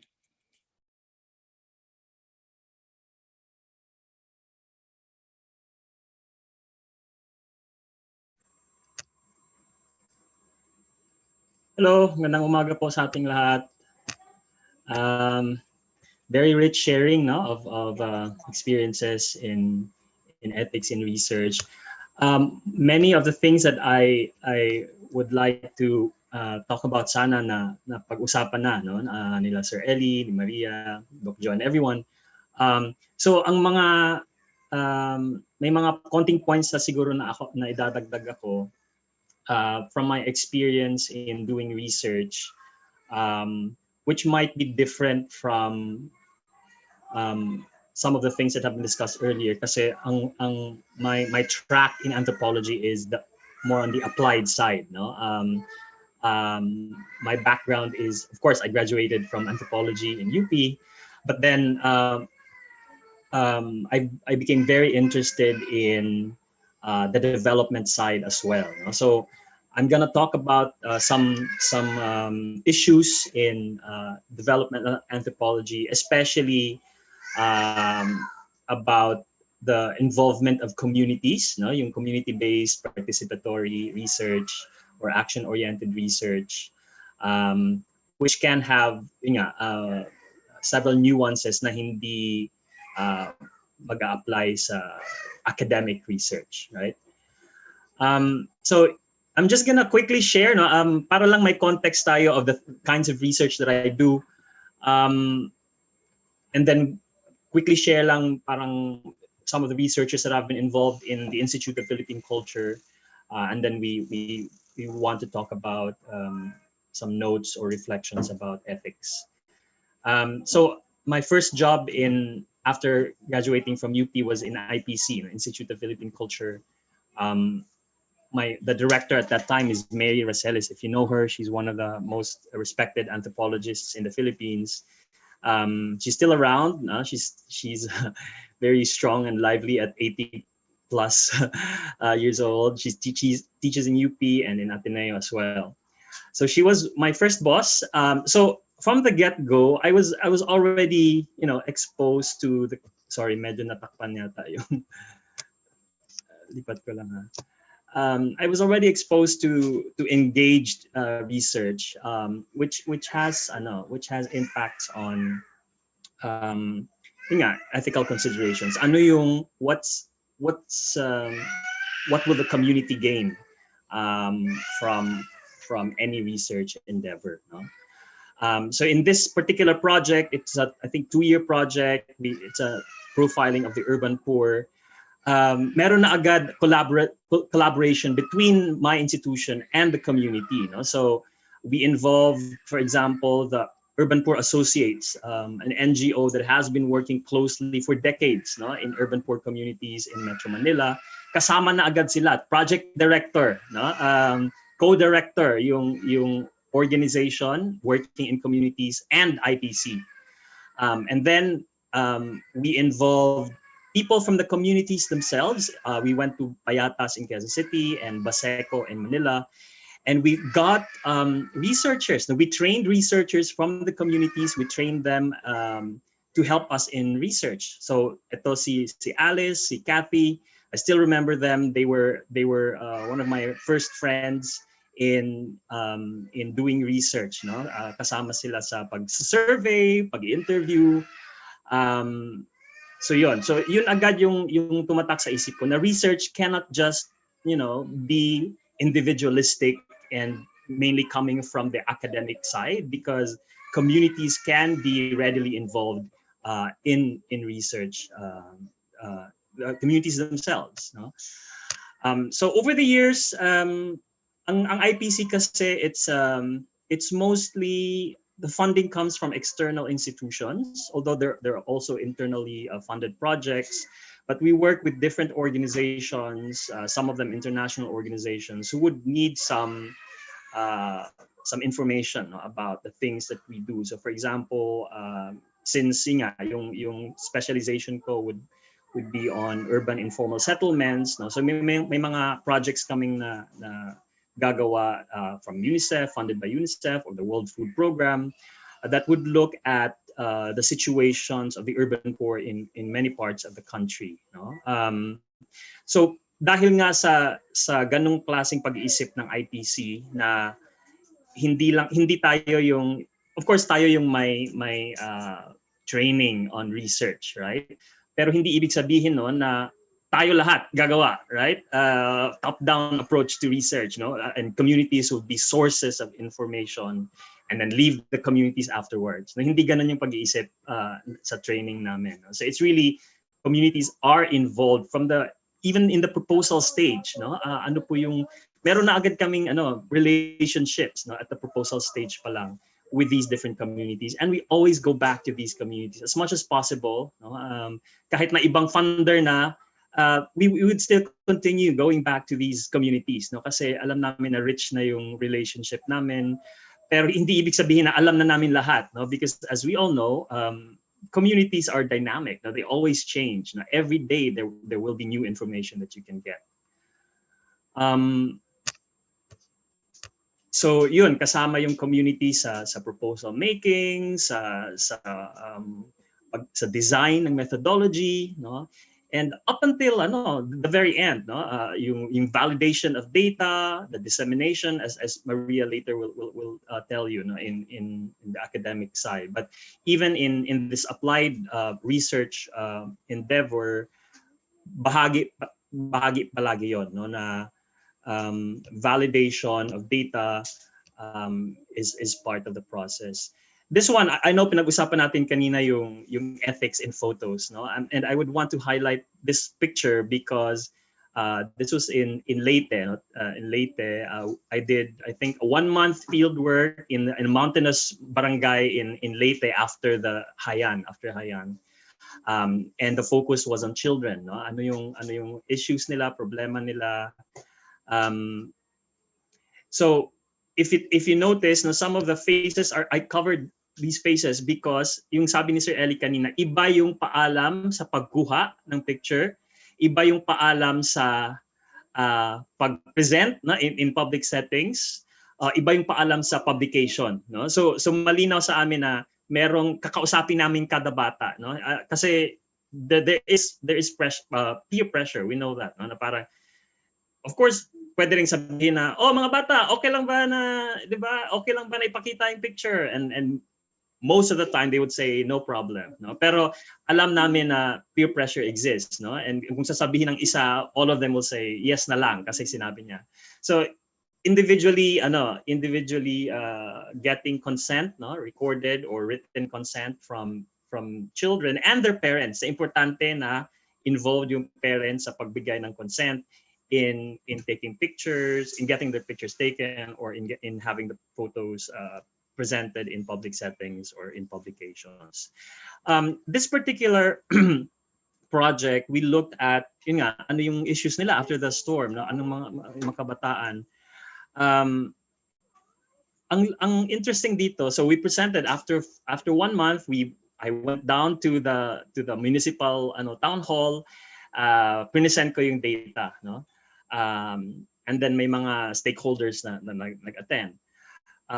So syempre ang one of the top issues na lumabas ayun nga yung access to education. Karamihan sa kanila hindi nakatapos ng pag-aaral.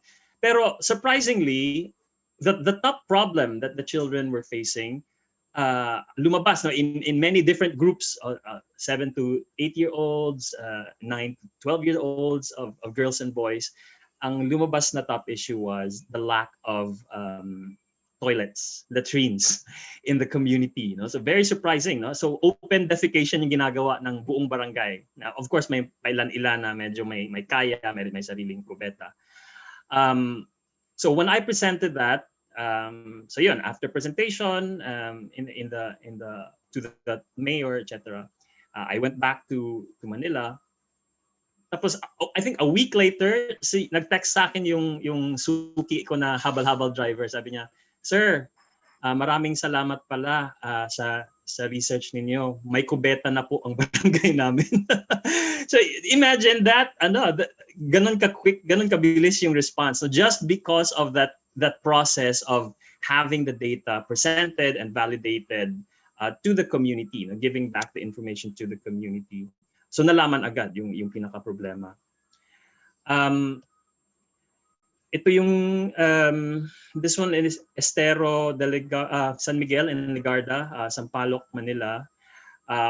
Again, dati na naming partner, no, yung community. So in new projects, we would always present to the funders, no, na pwede naming balikan kasi alam na namin yung dynamics, but we also wanted to know more, ano nang buhay nila ngayon. So constant yung partnership with the community, and they are involved in each step, no, of the research process. The kinds of research engagements that applied anthropologists like me do would go beyond our common understanding of research, which is really collecting data and writing. This one, I was the lead person in charge of handling the secretariat work of the National Housing Summit. No? So medyo nakapagtataka, bakit research ba ito? Hindi naman talaga to research. But our networks, no, in housing and in urban poor sectors were crucial, no, in the successful running of the National Housing Summit. Kasi kami yung parang bridge, no, between the government and the communities. We know the issues, so we could bring in some of the experts, no, to help process the proceedings, no, of the National Housing Summit. And then so big whole year-round series of meetings in Congress. Tapos kami yung in charge, no, sa summit na yon. And eventually it resulted in some bills, no.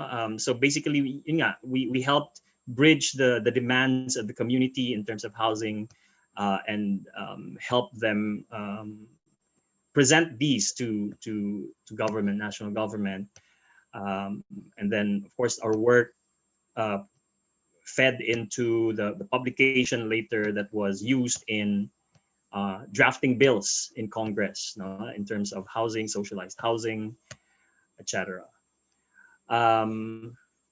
Kalahi Seeds as well, or with the DSWD. Halos parang partner na namin yung DSWD in advancing the project of Kalahi Seeds in urban areas. With Consuelo Foundation, ganun din. No? This one, I went to Baguio to track graduates of their program, the practical skills program of Consuelo Foundation. So mga bata, no, children in conflict with the law. So masinsin yung process ng research ethics clearance in Ateneo. So habang gumagalaw yung, alam naman natin yung research boards, no, institutional research boards, medyo matagal yung proseso, ang daming tanong. But in the meantime, dapat umaandar na yung project, no? Kasi meron kang timeline sa project mo. So, pero dahil napadali sa amin because IPC medyo may respect naman yung university sa history and experience of IPC in doing research with children, with marginalized communities. Parang hindi na masyadong binubusisi, no, yung ginagawa ng IPC.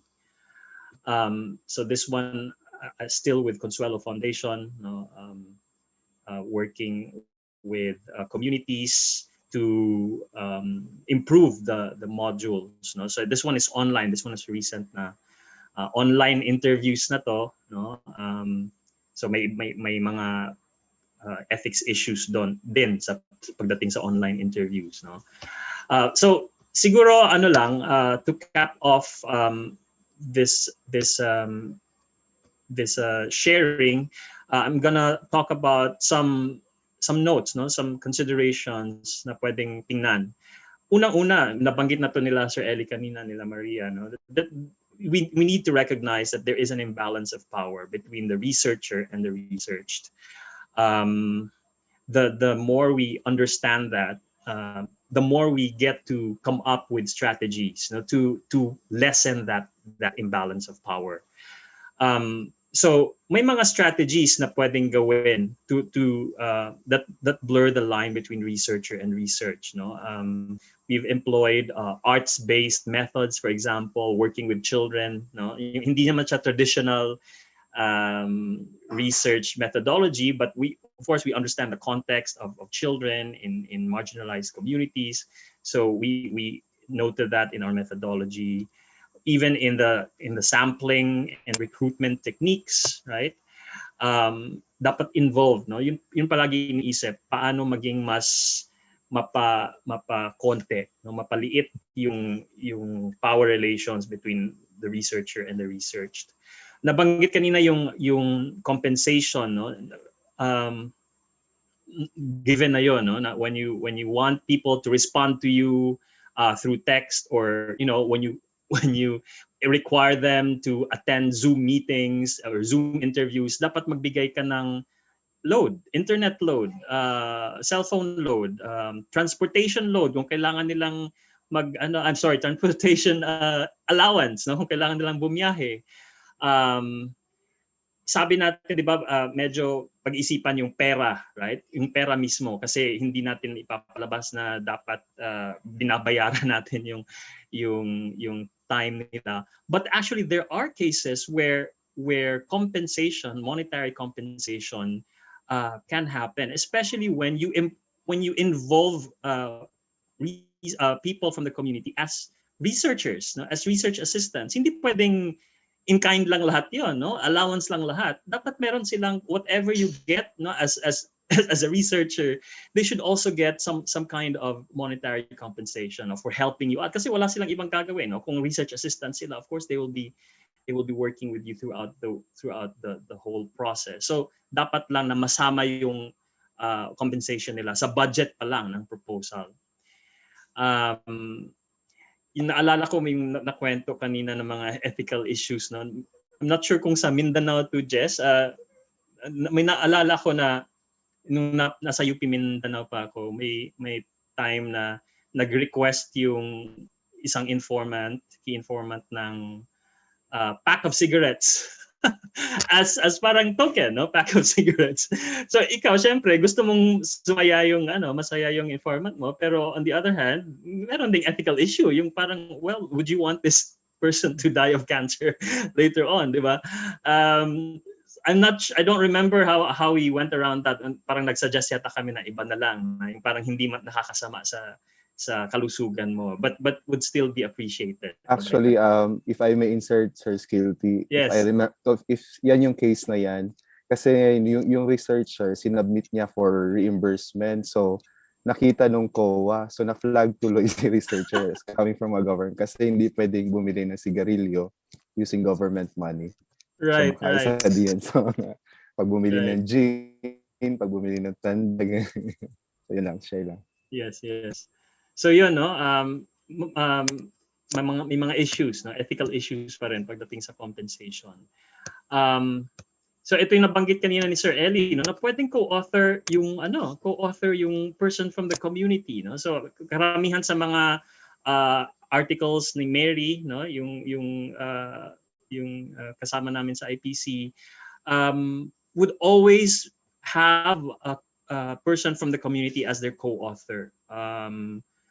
And yun nga, isang paraan siya para mapakita na hindi mahalaga yung papel, no, ng tao na source mo ng information. Even in such publications as Rappler, I mean yung platforms as Rappler na kailangan English, no. Most of them would not be comfortable, no, we would not use English as their language, but ikaw yung bahala sa pag-translate, but the information, the analysis, they're part of that, no, they're part of that process. Some other issues, yung 'di ba, kung nag-oo na si president ng PO, dapat mag-oo na lahat ng members ng community, no. So dapat aware ka sa ganong dynamics, no. As Sir Eli mentioned kanina, na merong hierarchies in communities, and you should always take into consideration those who are in the margins of that community, no, na hindi lang sila nadadala sa pressure. Isang issue din yung limits of confidentiality, no.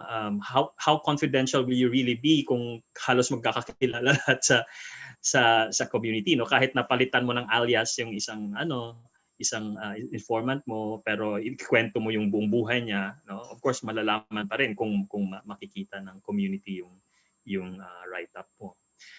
I want to talk a bit about ethics review process. In the Philippine context, alam natin na hindi pa masyadong rich yung understanding ng review boards about the social science context, no, kasi mas health oriented yung research boards ng Pilipinas, no. Biomedical palagi yung approach.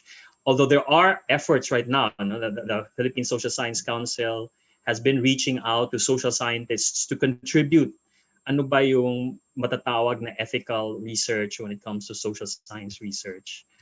So yun nga, nabanggit ko kanina na halos limited pa yung understanding ng maraming institutional research boards. At nagka-contribute ito sa pagpapatagal ng proseso, no, kasi maraming tanong na sa atin common sense na pero hindi maintindihan nila kasi iba yung konteksto, no. May lumabas na pag-aaral si Gideon Lasco and other researchers about ethics clearances in the Philippines, no, and the finding is it's very much an issue of inequity right now, no. It's the IRB processes, institutional review board processes, serve as a barrier for those outside the academe, no. Yung kung wala kang affiliation sa university pero gusto mo mag-research, pahihirapan ka, no. Or yung mga those belonging to institutions or cities without their own accredited IRBs, no, maghahanap pa, magbabayad pa ng pakamahal-mahal na fee para lang mabigyan ng ethics clearance. So yun, no. in the end, it favors those with the resources to do research, no, and research that tend to attract funding. So halos kawawa ka kung hindi swak, no, sa binibigyan ng parating funding uh, ng institutions yung gagawin mong research.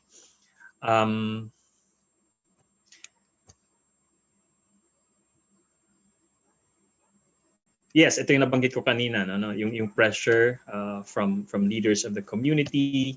So in a sense, there is a need to really shift the ethical review paradigm toward community interests, no, and expand their review criteria to consider community involvement in the design. Kasi merong, I think, may concerns about rigor, no. Why would you give, no, this person from the community without training in ethnography and anthropology as much credence, no, as someone with a PhD, right? So there are concerns about rigor, but I don't think those concerns are founded in, especially when you get to know, how these dynamics work in the community, when you're someone with a PhD who works with someone from the community, and you would want that person to be your co-author and help in the design process. Hindi ibig sabihin na, 'di ba, mawawala na ng rigor kasi you're partners in the process, no? And it's actually even empowering the community, no? Na in the end, who knows, no? In the end, kahit wala ka na, alam na nila yung tamang proseso in looking at themselves. No, how do we research about our problems without paying for a consultant outside of our community, right? So yeah, it's really asking how to be non-extractive with our research, no? And thinking about communities as partners, throughout the whole process. So I think that's all I wanted to share. Thank you so much for listening. Thank you, Sir Skilty. Maraming puntos ulit na pag-iisipan yung mga participants natin. And Ma'am Maria, do you still have a presentation to make? Okay, sige. I'll call you right away na lang in the interest of time kasi magla-lunch time na pala. Sige. So I'll call on now Dr. Maria Mangas for disseminating field findings. Sama po ba yung topic?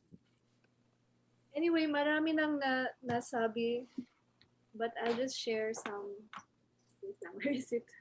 Teka lang.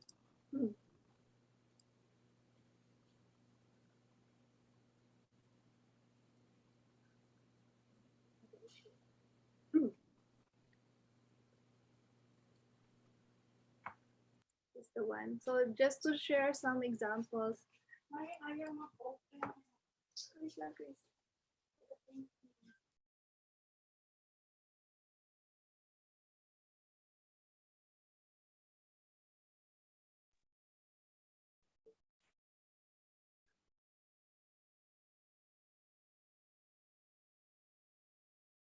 Sorry, okay, so I just wanted to share.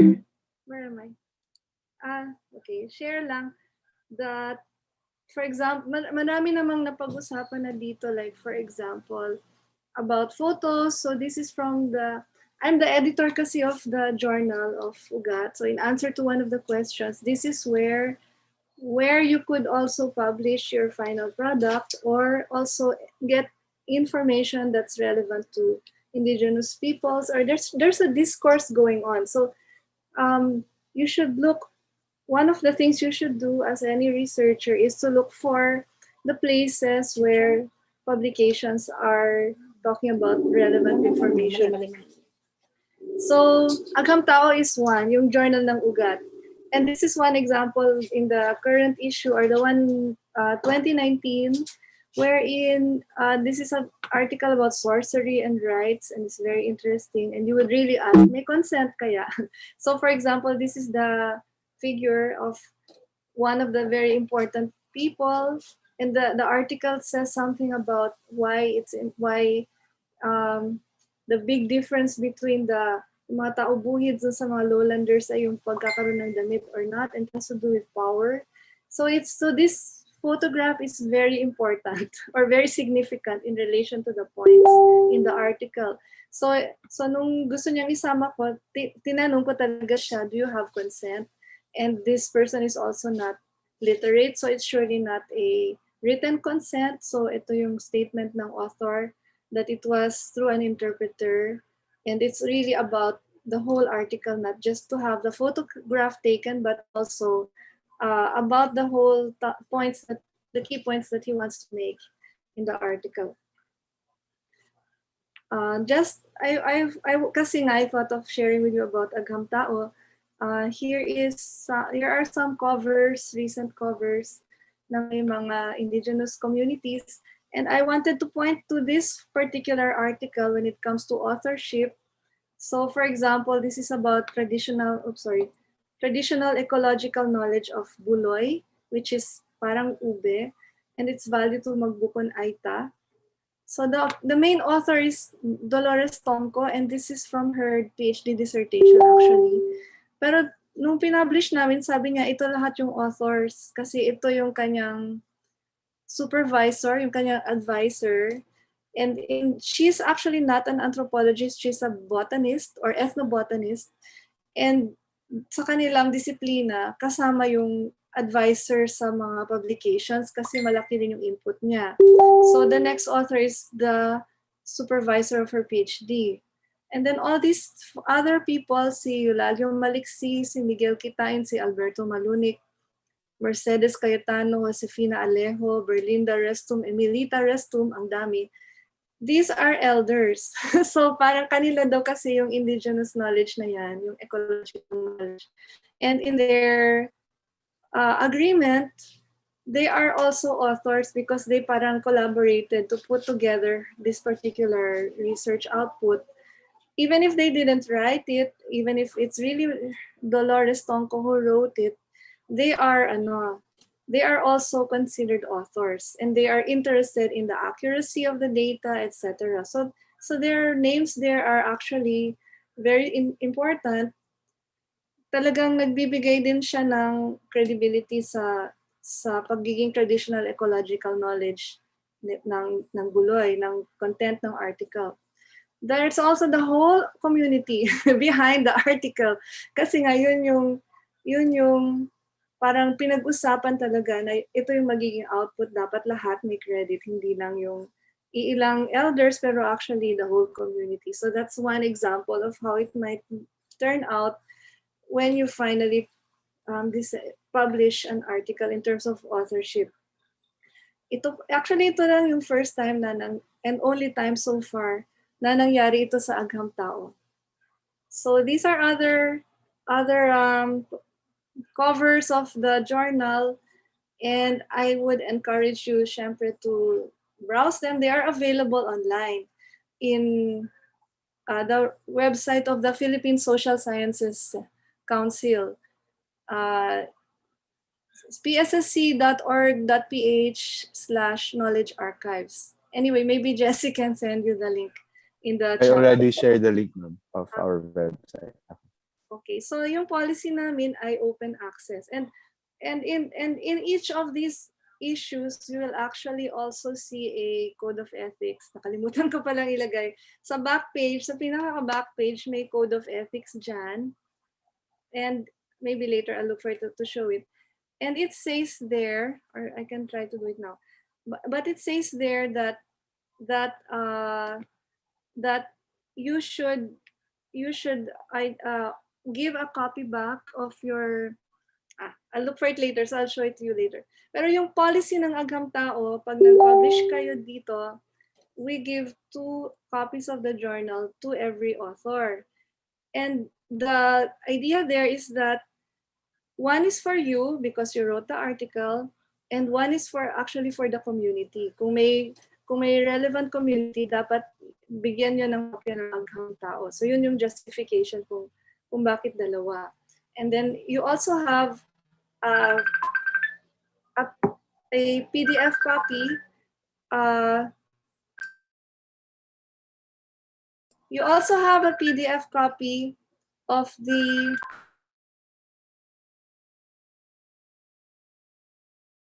You also have a PDF copy. This is the one, accept?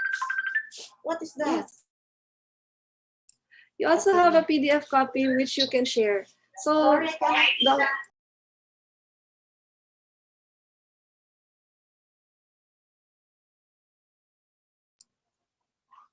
okay.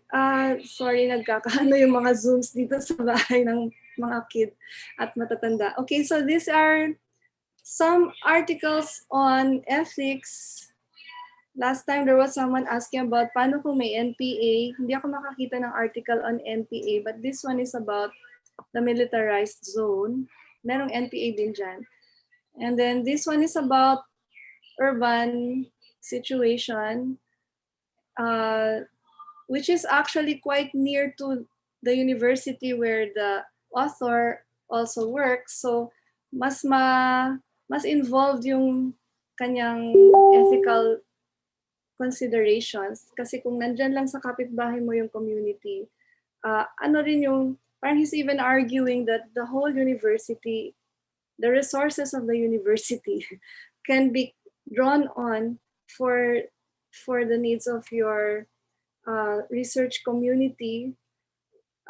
You cannot just not support, parang ganun. Anyway, you could, I think I shared this article in our module. So it's already in this particular workshop materials. Itong pangatlo is an example of a collaborative research paper. The first author is an archaeologist. The second author is the second author is an Ifugao, and he's also the head of an NGO. So these are some. So pagdating sa authorship, mari talagang maging your very main collaborators can also be co-authors. I'm just at random sharing my slides, but I have some more things to say. The other thing is, when you plan your research, so ideally, there should always be something going back to the community. But it's true also that not everybody wants to read a dissertation or a thesis or an academic sounding paper. So ideally, it should be something readable to the community. So it can be, and it should also be in their language. So this is one particular anthropologist's idea that it would be nice to write a children's story. So this is about how she goes to a cooperative work event, si Sheila. So yun na nga, maraming maaaring, okay, so I'll get out of my slides first. How do I stop? Okay, and I just wanted to reiterate some points. So ethically, when you do your research, syempre you should do it well, have good methods and protocols, and then write it up, complete it, and do it well. Kasi that's only ethical na gagawin nyo ng maayos.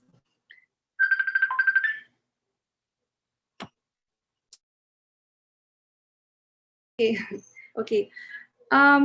So your output, usually it can be a book or so-called monograph, which is a detailed written study of a particular subject, in this case, this particular group. Or it can be a shorter paper or article, but there are lots of possibilities nga. So you have been looking at visual things like photographs or films or documentaries. And there are also other kinds of writing na nag-overlap sa academic kinds of publications, which ethnographers have also been looking at. So for example, nagkakaroon din ng blur between journalism and academic feature writing, academic journal output. Magkakaroon din ng blur between autobiography and ethnography, the so-called autoethnography, which is as much about your life as it is about the particular group. Tapos, other things that could have a lot of ethnographic content are travel writing. So yung mga non-fiction writing and novels, that one is fiction naman. So if some of you are not in the field of anthropology, but your fields are actually English, ang narinig ko, may mga ganun yung mga backgrounds, it does not have to be, the ethnography can be a specific work of nonfiction, and it can even be fiction with ethnographic content. So some of the, I wasn't able to put slides anymore together, pero some of the very readable, and we can say they are also ethnographies. Yung isa is short stories by H.R. Lonimo about the Bajau, Songs of Salanda. For some people, that's their favorite, one of their parang, dapat basahin ng lahat para ma-inspire kayo, but they're actually fictional. So ganun. So marami. Tapos other ways that you might disseminate your research findings can also be other kinds of publications like primers. Kasi nga, hindi naman magagamit sa local area yung mahabang libro, pero kung let's say your topic is, in my case, I had a student, her topic was knowledge of fish, ethnoichthyology. So after that, gumawa siya ng primer para parang about the fishes, the different kinds of fishes, ganun. Something that people were interested in the field to look at, but it didn't have the same expanded discussions that her thesis had. Pwede rin magkaroon ng, did I mention exhibit tungkol sa findings ninyo, let's say in a museum, and don't discount doing it in the field as well. So for validation of your findings, it might be one good way would be to do preliminary dissemination of your findings. It can be in the form of usual form is parang workshop type sa community, pero pwede rin slide showing, parang you share your slides and you share your initial insights. Pwede ring exhibit, lalo na kung may students kayo, so they can set it up, and yun yung nangyayari din sa field schools namin. So then I wanted to just mention that if you ever write naman, in regard to writing, if you do it well, there's always very significant contribution in writing ethnography. Kasi what you're giving is something that's not available. The reason why, one justification for doing ethnography is there's nothing there. You can't find a book about your topic. So you have to do the fieldwork kasi wala talagang nakasulat dyan. So therefore, even if it's very descriptive, which all ethnography has to be, dapat descriptive siya, then it's already a contribution kasi there's nothing else aside from that. It will tell you about alternative ways of doing things, of thinking, of being a human being. So that's already significant. Iba pang level yung analysis and interpretation.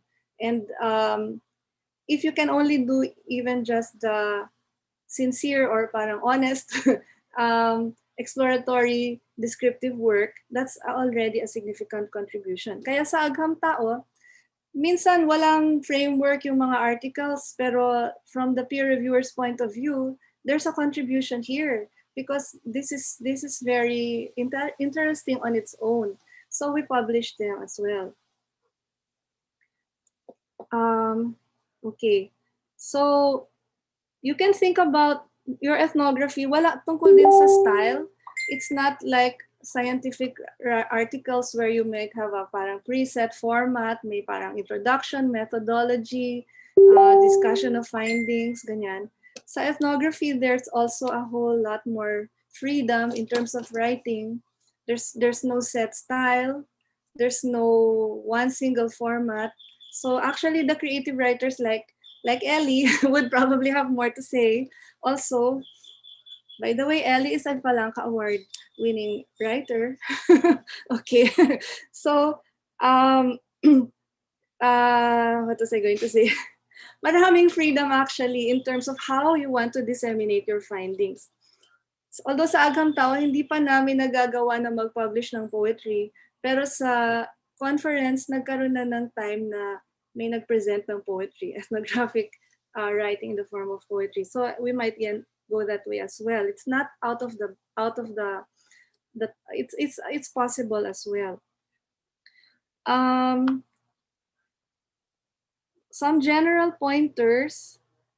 At tapos meron din, okay, so maliban dun may mga tungkol sa style, there's a lot of discussion there which I'm interested to investigate in the future. I'm not very knowledgeable also. Pero ngayon, recently kasi, nagkaroon ng mas maraming experimental ethnography because nga there was a questioning of why is it should there be only one point of view and parang omnipresent anonymous white male actually perspective. So nagkaroon ng marami experimentation, and then it's become very important now to bring out voices from the field if possible, so you can hear different perspectives, which has also been emphasized in previous discussions in this workshop. So tapos may discussion din tungkol sa so tungkol doon, dapat may statement palagi na ngayon tungkol sa sarili mong positionality. Sino ka ba?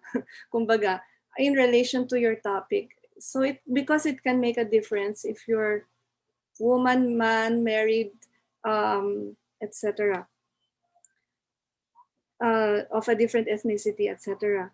And then there's also another topic is the evocative ethnography, some kind of writing that allows you to feel the way the people feel. It's not just a very parang distance kind of yung pagkasulat na parang objective scientific, but it's more of this is how it feels, and it's not necessarily that clear cut kasi. So it's also very much about trying to get the reader to understand why it has to be done this way, or experience to bring out those experiences. I won't go into longer discussion. Baka maganda nga magkaroon muna ng questions. Pero I'll just look at some notes that I wanted to bring up.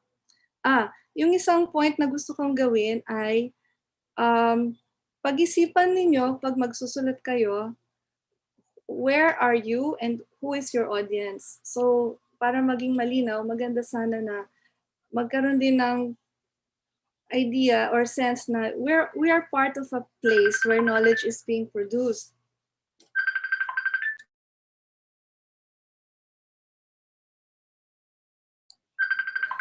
We're part of a place where, so it's knowledge kasi is actually in many ways place-based. Okay, so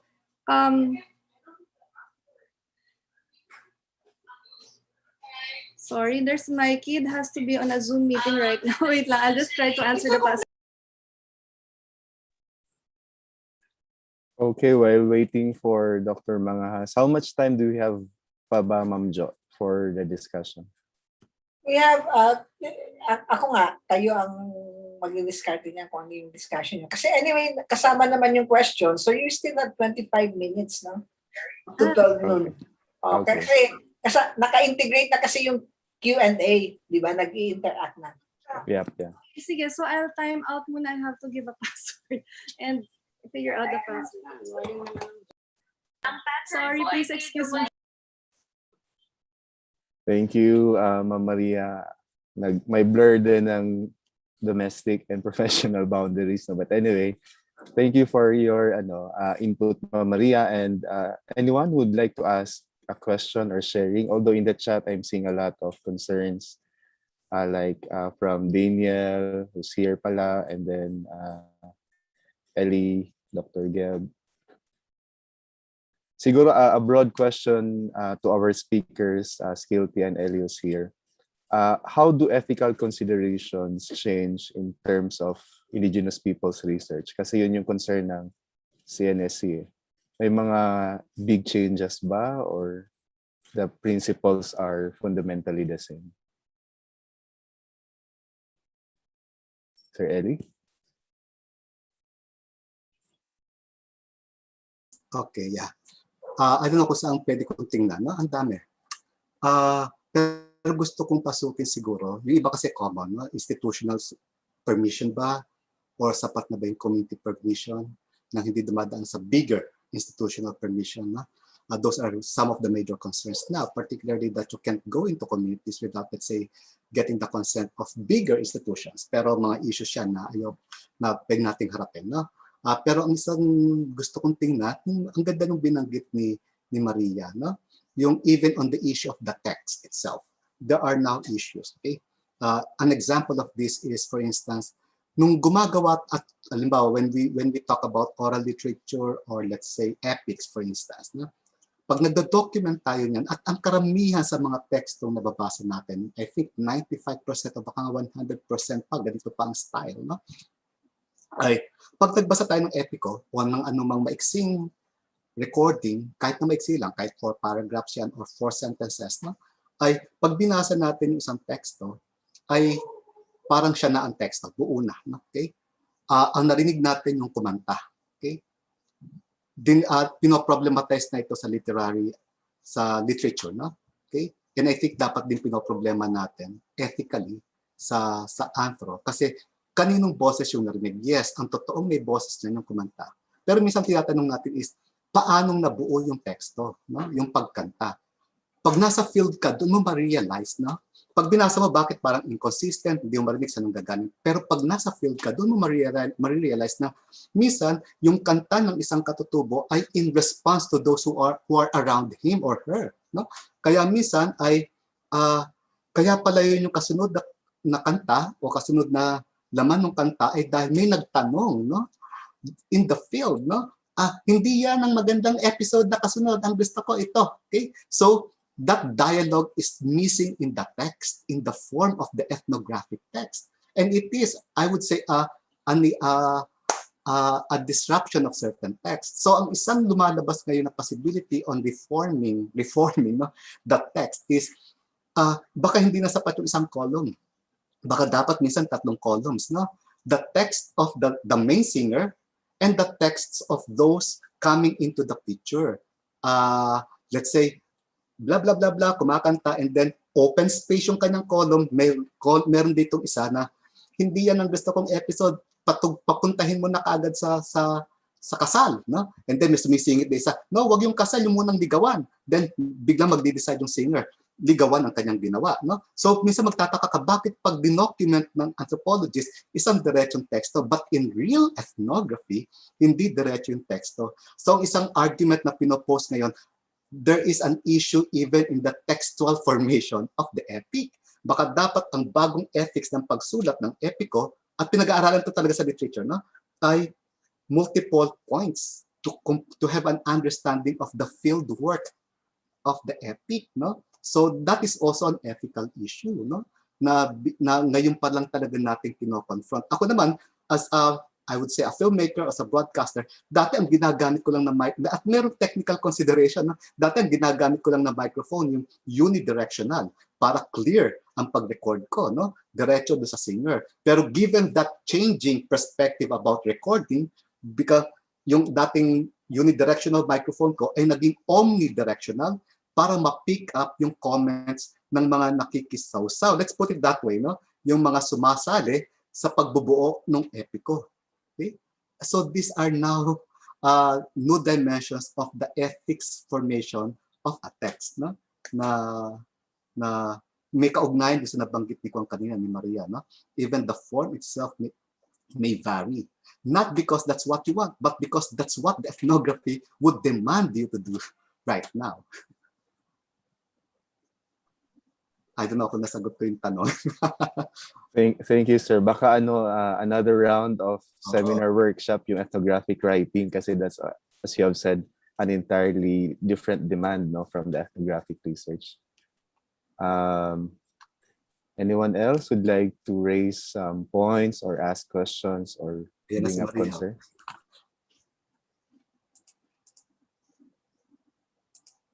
Mukhang gutom na yung mga participants natin. Ako rin actually.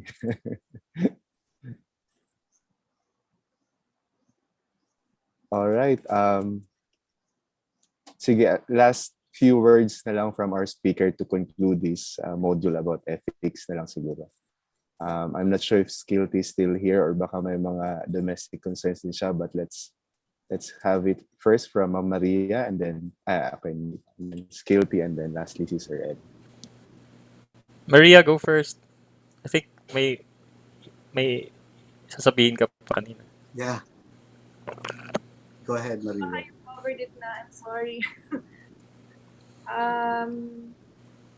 Sa pseudonyms, there's actually a debate over whether you should hide identities or reveal identities. Kasi I talked to this anthropologist, sabi niya, he really wanted to name his informants kasi that's their only acknowledgement. Why should they be why should they be anonymized? So, and it's their perspective. So, para sa kanya, mas ethical na hindi itago yung pangalan. But I think in most thesis panels, gusto nilang anonymize yung mga tao sa community. But you might want to argue that this person's particular voice should be given recognition. And in the case of that anthropologist, sabi niya, tingnan niyo yun, after the next year, namatay na yung informant niya or something, na massacre siya. So parang this was his only chance to be acknowledged as an individual, not just a generic person representing his group, but also as an individual. So ganun. The other thing is language. I don't know. Usually we write in English kasi, so it's important to consider how to return. But if you write in English, it's also okay to return the English version to the community. May problema din yung who is the community or where is the community, but at least in situ may place an individual or a school or somewhere na nandun din siya. But then ugat ethics guidelines say dapat ay nilagay ko siya sa chat box.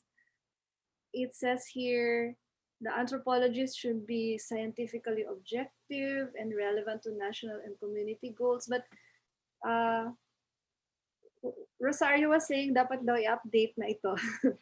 Anyway, dapat daw sincere, obliged to explain objectives and implications, listen to criticism, and the last phrase, eventually to provide a copy of his work, ideally in their language. And the final arbiter daw is the host community. So this one is actually the hardest kasi kung hindi naman tayo din experts sa local language, how can we accomplish this?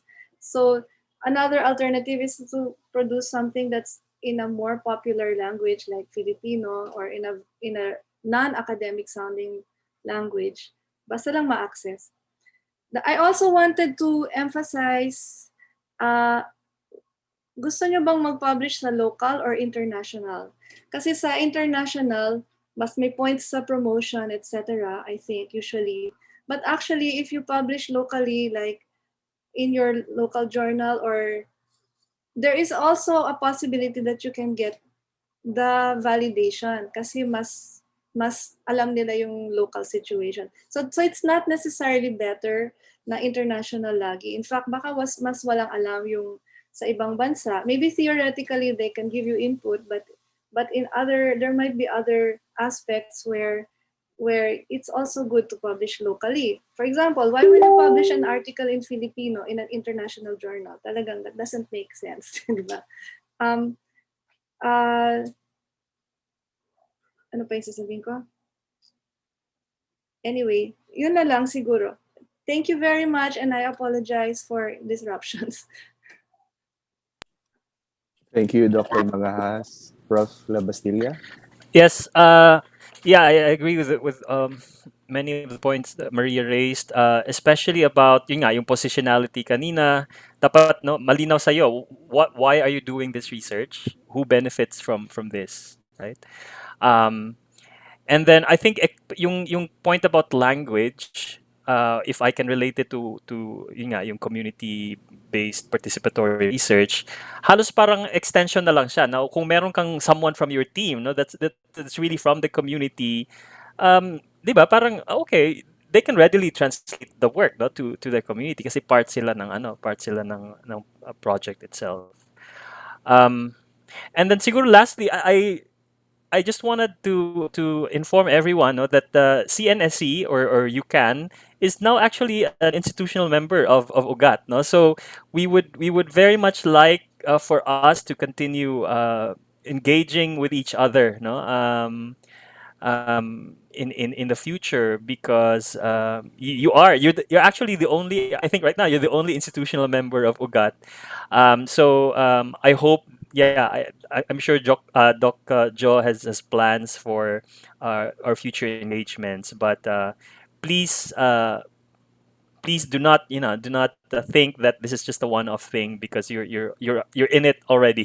You're part of UGAT. So thank you so much. Thank you, Uh, Sir yeah, Skilty. Doc Ellie? I don't know.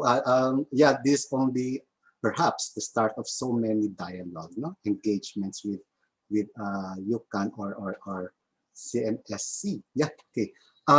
Siguro just a final note about ethnography or the ethics of doing ethnography. It all boils down to our values as humans, no. Uh, when we do this kind of research or kahit ano pang research yan, pang-academe man yan or yung tinatawag nga natin community, for the community or by the community, marami yan. No? We always go back to the question of why are we doing this? No? And why are we employing this methodology, ethnography in particular? No? Perhaps ang tatanungin talaga natin sa sarili natin, why this style over other styles, no? Why this method over other methods? And on top of that, why these values coming out of this method and not those other values coming out from other methods, no?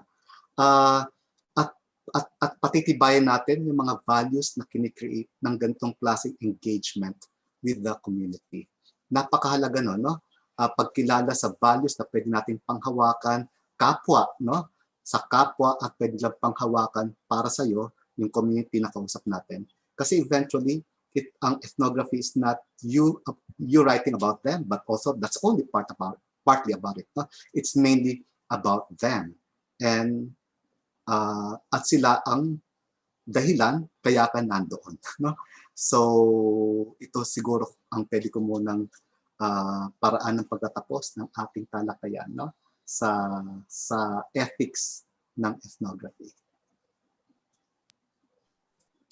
Muli, maraming salamat Dr. Maria Mangahas, Dr. Ellie Gieb, and Professor Skintila Bastilla for delivering this module on ethics. I'll hand over to the CNSC about closing this program. Maraming salamat po.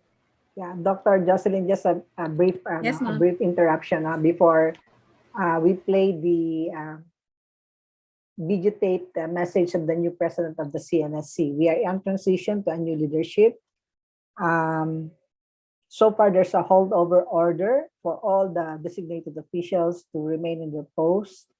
And I informed him about this ongoing, capacity building among the faculty. And I invited him to give a message. And that's why medyo nahuli lang kanina kasi nawalan tayo ng oras. Kasi sabi ko, i-continue na muna yung discussion. Tingnan natin kung ano. Kasi bago na lang yung certificate of commendation, we will show the videotape, message of the new president of CNSC. So, Doc Jocelyn, you are in charge of introducing. Thank you, ma'am. So once again po, maraming salamat sa mga bagong kaalaman at mga practical na karanasan po na binahagi sa atin ng ating mga resource persons ngayong umaga. So we at CNSC are indeed grateful for your selfless sharing of your expertise. So at this juncture, ladies and gentlemen, we shall now listen to the message to be given by our college president, Dr. Marlo M. De La Cruz.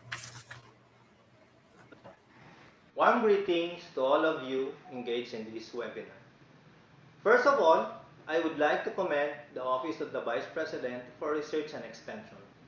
under the leadership of Dr. Josepina Tondo, together with her team and also our partner today in this significant undertaking, the Ugnayang Pang-Agham Tao Incorporated, known as UGA, and the pool of experts of ethnography for conceptualizing this seminar for Camarines Norte State College. Ethnographic fieldwork was developed originally by anthropologists to conduct an in-depth study of a society, culture, or group. Participant observation enables researchers to share the experience of their subjects. We live in a world filled with people from different walks of life and people with different cultures. This is where ethnographic research comes in with so much value. Through the use of ethnographic principles and tools, we gain better ways of describing and understanding another way of life from the perspective of people having such culture. We are exposed to see people see their own worlds. Hence, we are provided with a real-world data as we see the reality of social interactions that reveal answers to various questions, shaping the kind of life that people live. The findings in ethnographic research can be very useful in personal adaptation, personal success, and in the social development of any culture that we encounter. There is much to learn from the resource speakers on how to do ethnography. You will surely acquire new knowledge and skills so that your research and extension endeavors would make you become more relevant, meaningful, and effective catalyst in personal and societal change of the communities we serve. God bless all of you as you continue to find ways on how to create opportunities for change and development in our midst. Thank you and good morning. The president, that's why he videotaped the message, is because he's actually visiting the 6 campuses, no? Starting with 2 campuses this morning, 1 campus para this morning. I was supposed to be with him as one of the BPs, but I excused myself from the campus visitation, mainly because meron nga tayong activity, no? So I will be joining later. Thank you. Thank you very much po, ma'am. And thank you very much to our college president, Dr. Marlo de la Cruz. So we shall now have the awarding of the certificate of commendation to all our resource persons for this morning.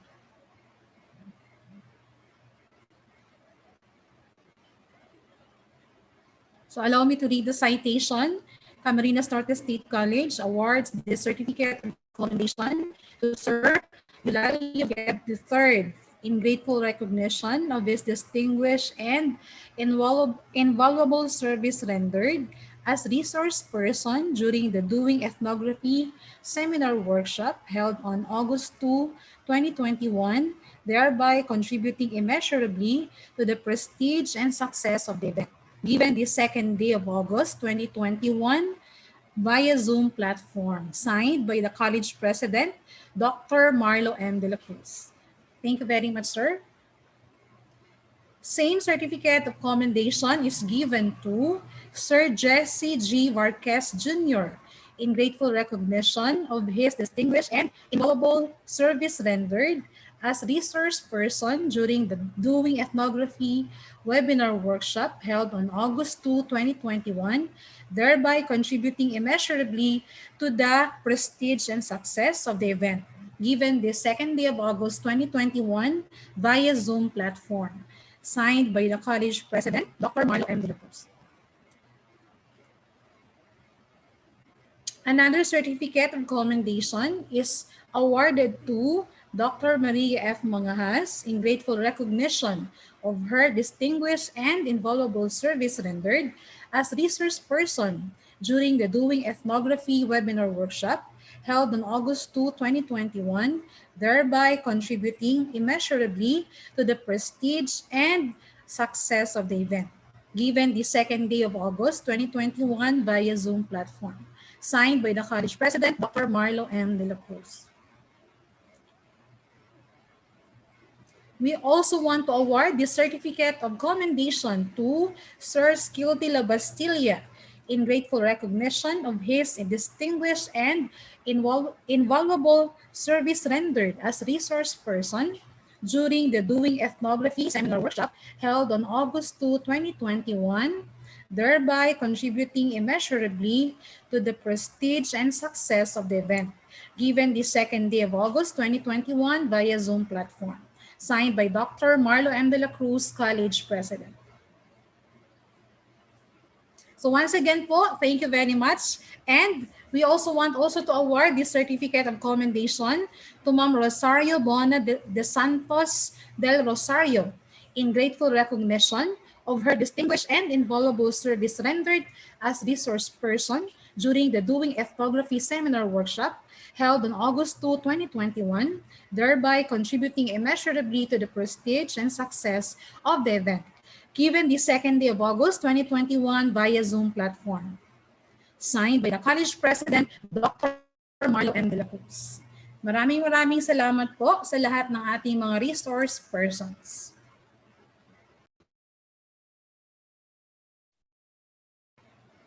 So once again, yes ma'am. Okay. Are you, go ahead, Dr. Jocelyn. Akala ko kasi tapos ka na. I'll just be announcing on the photo documentation Okay, later. go ahead. So before we end po, we are now inviting all our participants to please turn on your video for our photo documentation before we have this lunch break.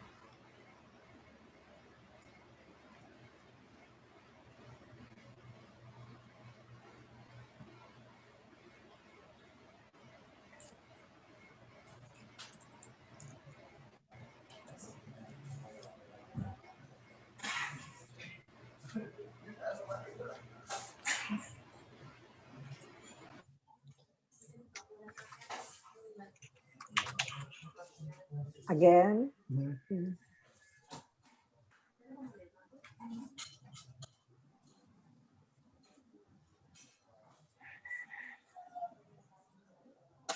Okay, got it. Okay na, thank you. Thank you. Thank you very much po. Thank you po. Salamat. Bye-bye. Salamat. As I thank Ellie, Maria, Jessie, and Skilty, please consider part 2. Thank you. Maraming salamat. And I know that we have learned a lot. Maraming na anong mga issues na pwede panghimayin. And we look forward to a great collaboration with UGAT. Totoo yung sabi ni Skilty na tayo yung una, tayo mga taga-CNSC ang una sa institutional member ng UGAT. And we plan to really make sure that our faculty members are capacitated in terms of anthropological research methods. Maraming salamat uli. Malaking utang na loob ito, guys. Saka na lang yung pamerienda ko pag nagkita-kita tayo. pag wala ng COVID. Pero I got vaccinated na kaya I have better hope for travel this time. Sige. Maraming salamat. And we will have the session by Ami Rara this afternoon for material culture, which promises to be a very interesting and then topic pa rin. And I hope some of you guys can still join us. This afternoon, yung si Ellie, si Maria, saka si Skilty, si Jessie, no? If you can join us. Daniel was very active sa chat. We were chatting sa, kasi because of my research in Malaysia. And thank you, Daniel. Ami Rara is still in. I saw former press yung mic, narinig ba ako dyan? Okay lang? Naririnig ka, Ami. Kasi baka mamaya wala akong sound. Anyway, she will be leading our discussion this afternoon. And all the best to all of us. Last leg ng ating partnership. Thank you very much. Bye-bye. Have a good lunch. Yeah. Thank you. Bye-bye.